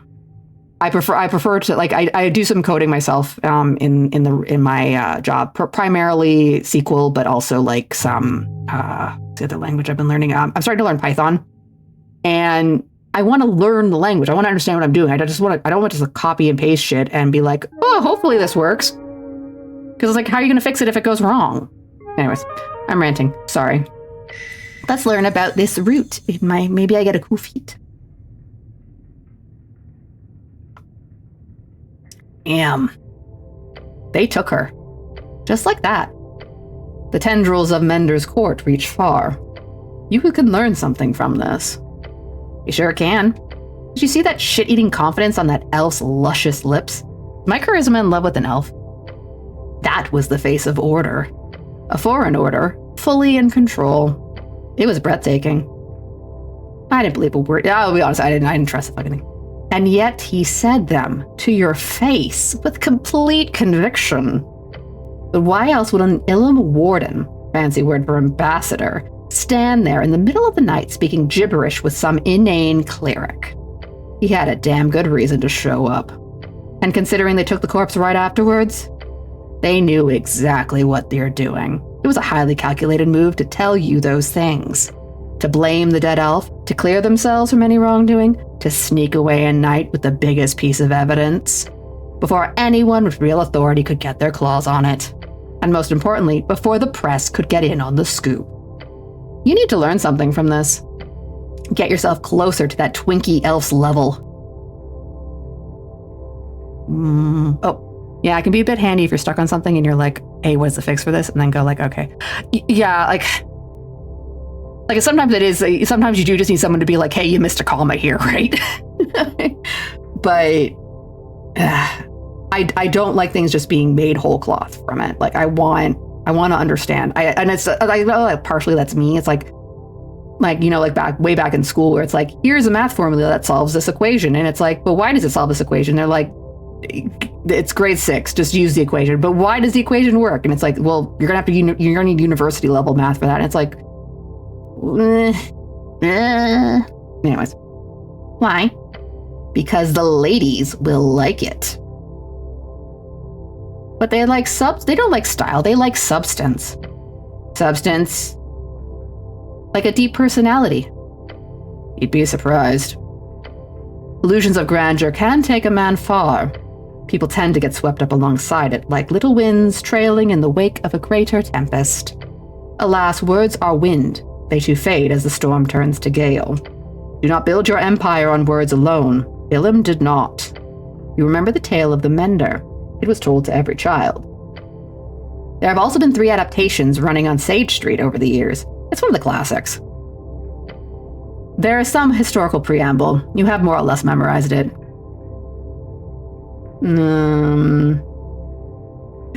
Skip to the good part. Understood. Recallest thou the tale of Ilum the Mender, a great shaman of the wilds who in divine ascension did bind Ascani's elven kind? To Norvik she came, emerged upon its street, scarce years past the conquest's end. In shadow wrought she spells upon each warrior of the palace, drawing them to earth in ranks of iron. Their eyes, bewitched and bright with zeal, beheld her form, a twisting mast of bark and gnarled root. Their earth did meet her on the steps, a primal force pressed against the bulwark. Seconds for war, minutes from passion, words they shared, looks exchanged. The elf god asked but one question as she broke her spell upon the great soldiers of the city. Is anything permitted in a good man's quest? Thus ends the tale of Ilum the Mender. For earth did stay her wrath for immortal men. In years since past, that elven god hath faded, yet her question still lingers within the palace air, the streets, the coast. If thou know the answer, hold thy tongue and speak it not. For that beguiling nymph may yet keep watch, her roots do linger still. Beguiling nymph? It was a different time, but yeah, this is only the abridged kids version, of course. It's the one that stuck with you. Now think about it.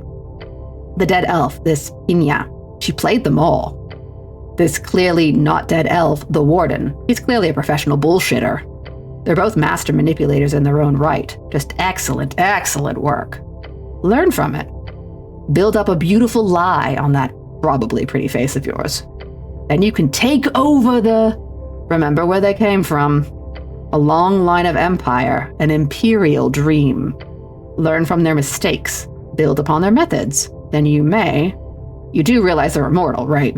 Or they're supposed to be. That's what sets them apart. Every time I miss a single, oh God, God, I know. Why is this not working? You sit there for like a half hour, like staring at it, and suddenly you're like, I missed a bracket. And the code's like, aha. Keep that in mind. These bastards are way, way too slow to adapt to anything.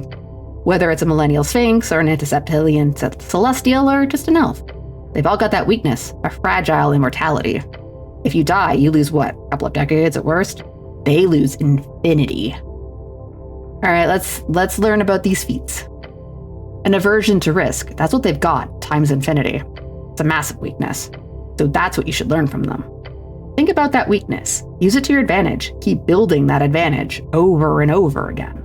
Keep rolling that die. Fragile immortality removes death saving throws. Whenever you are above 1 HP and take damage that would take you to 0, you go to 1. If you get any damage at 1, you die. Oh, okay.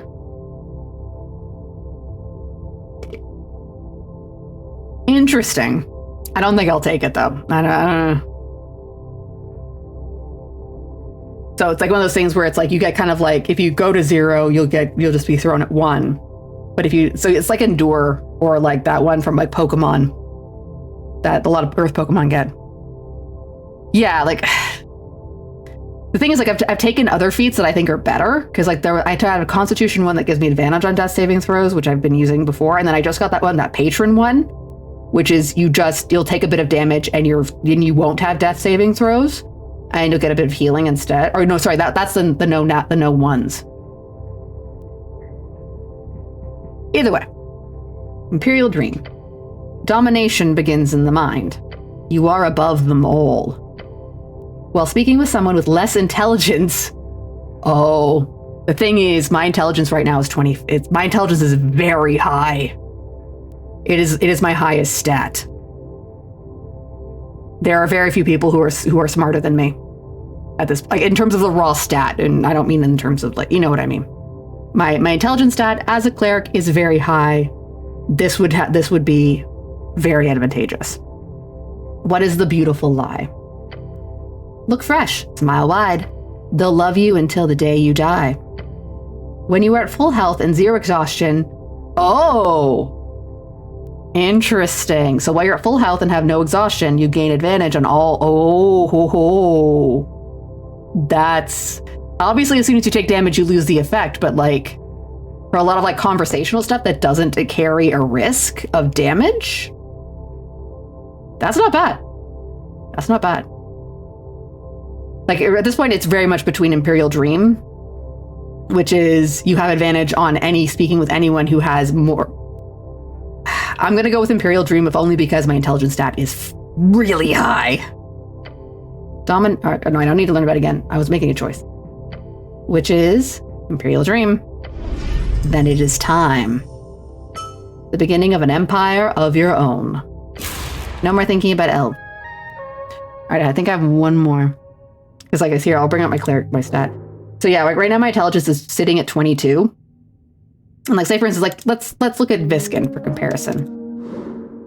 Viskin is 20. I'm technically, by the rules of the game, I'm smarter than him. So I would have advantage in my conversations with him going forward. So that's what I mean. Like, there's very few characters. There's very few characters at this point who are going to have an intelligence higher than 22. Like, a lot of it, some of it is coming from bonuses, but like, they're still there. They're still there. I remember this one time a DM did death saving rolls a bit weird. He would have you roll a die 7 times, and you would have to get a 15 or higher 3 times in a row. Ooh, that. Oof. Yeesh. That feels very risky for the bisky. Like, it feels like you're not going to be likely to. There was one other quest I finished, I think, that I had to ponder on.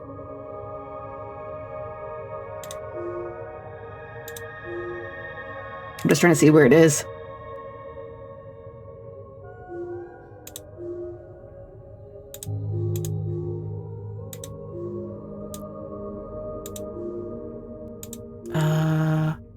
All the dishes are fair enough. Yeah. If you went to 0, that was it. Interesting. I mean, I get the idea of the death saving throws because like sometimes like luck just turns on you, right? Like,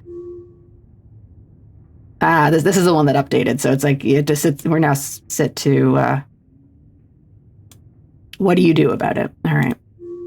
So it is after 11. So I should probably wrap things up then. What I am going to do is I'm going to head to Waterlane, mostly just because I do want to try and pursue that one quest for a little bit. The one to find the family members who were supposed to revive the dead corpse downstairs.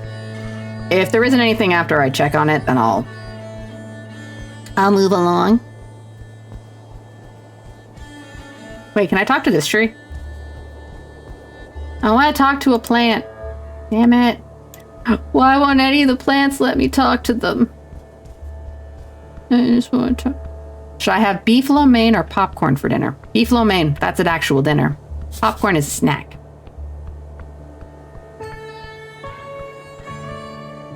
Alright, how do I get to Waterlane from here? This way.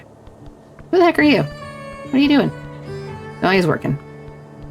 Shouldn't bother him, he's working hard.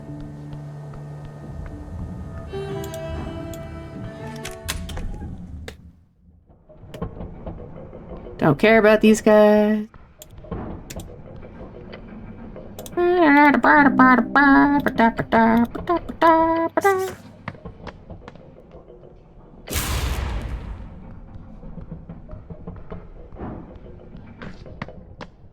The questing tree.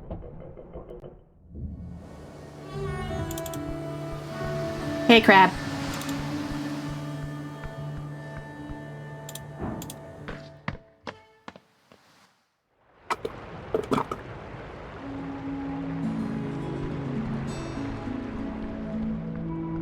Oh, they moved it. All right, that's fine. Don't know if I would definitely consider 2 gallons of popcorn dinner. I mean, yes, at a certain point, if you eat any amount of food, it becomes dinner. I won't argue that point, but...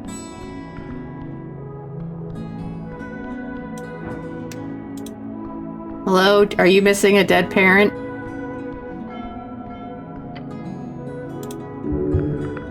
Huh?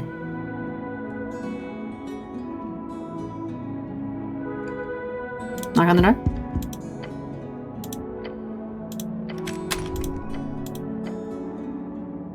Oh, okay.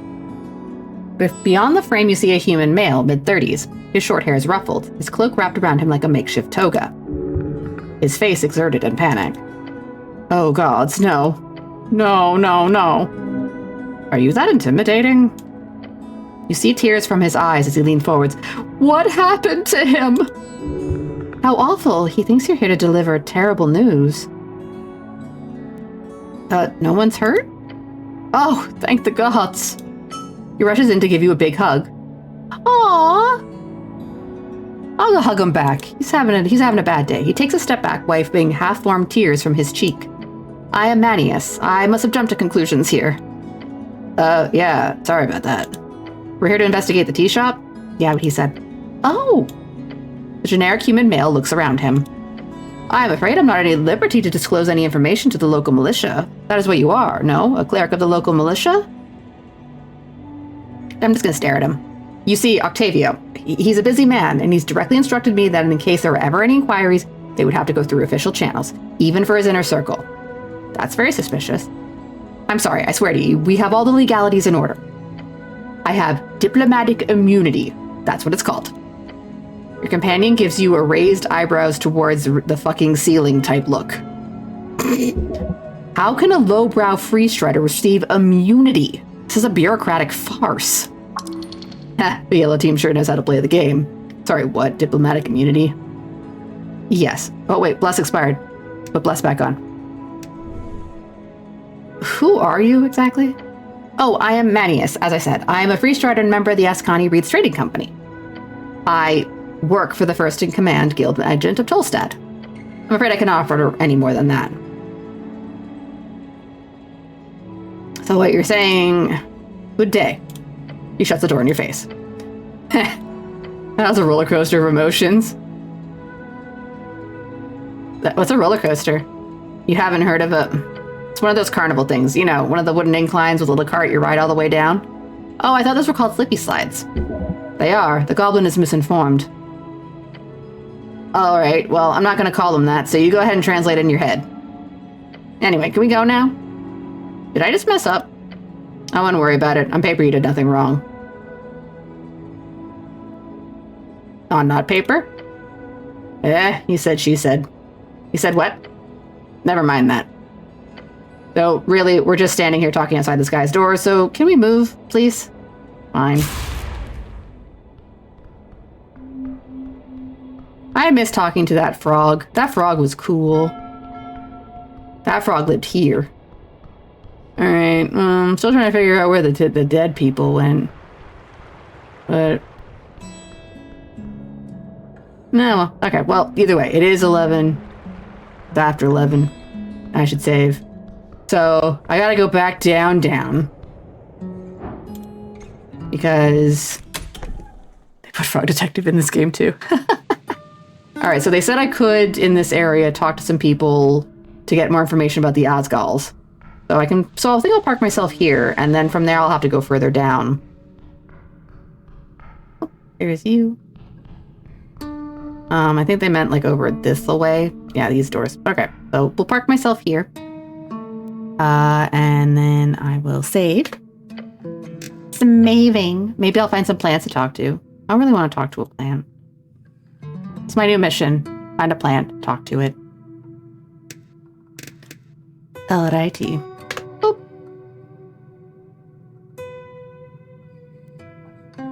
Boop-doo. Alrighty, everyone. Well, thank you very much for joining me for today's stream, and thank you very much to Ray for the raid. Very appreciated. I hope you guys enjoyed. I think we had excellent progress, even though I died to the troll. What's my favorite color of lemonade? Pink. Blue lemonade if I'm feeling spicy. But yeah, in terms, I didn't update this. I didn't update the schedule. I haven't done shit. I'm a competent streamer. Oh my god. I go to all this trouble to make a new schedule and I forget to post it. There we go. Problem solved. Anyway. Yeah. So in terms of what's coming up for the rest of the... yeah, pink is a good flavor. No stream tomorrow on Saturday. We'll be back on Sunday, Grim and myself, to pick up It Takes Two. Hopefully the tech issues are resolved, and I think we were going after some wasp or something. Yeah, we'll figure it out. Yeah. Anyway, circling back around, I'll hopefully be able to continue Silent Hill F on Tuesday at 8 p.m. The internet seems to have been holding steady, so hooray. And then Grim will be back. I know he's having a little bit of a crisis right now on Thursday for his stream, because part of him wants to continue with Slay the Spire 2. Another part of him wants to continue with Darkest Dungeon 2. There's a great struggle about which two to pursue. So yeah, come by on Thursday and find out which one he ends up picking. Woo! And then I'll be back next Friday at 8 p.m. to continue Esoteric Ebb, where I'll either continue to exploring the snail, or maybe we'll just walk into a pillar. If I can find an emerald or a portal spell. I have options. Anywho, With all that taken care of, if you haven't already, you can follow the Dungeon Lounge on our various socials. Heal. Need to find a villager that always train villages. Well, I was told that there's one with the floating skull, and I do know where the floating skull is. He taught me how to speak with dead. But yes, there are our socials include our Discord, our YouTube, as well as our Blue Sky links. So you can check all those out. Or don't. I'm not your mom. Anyhow, let's go raid. Oomst is live. There's a lot of people live.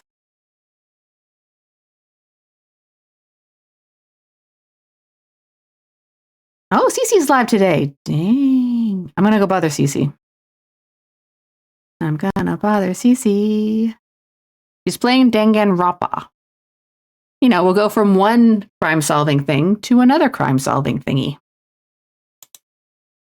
All right. Ta-da!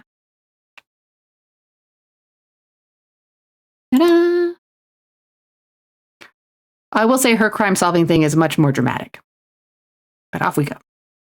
Good afternoon, good evening, and good night. Take care of yourself. Follow the directions of Siri Bot. They will guide you and keep you hydrated and warm and cozy.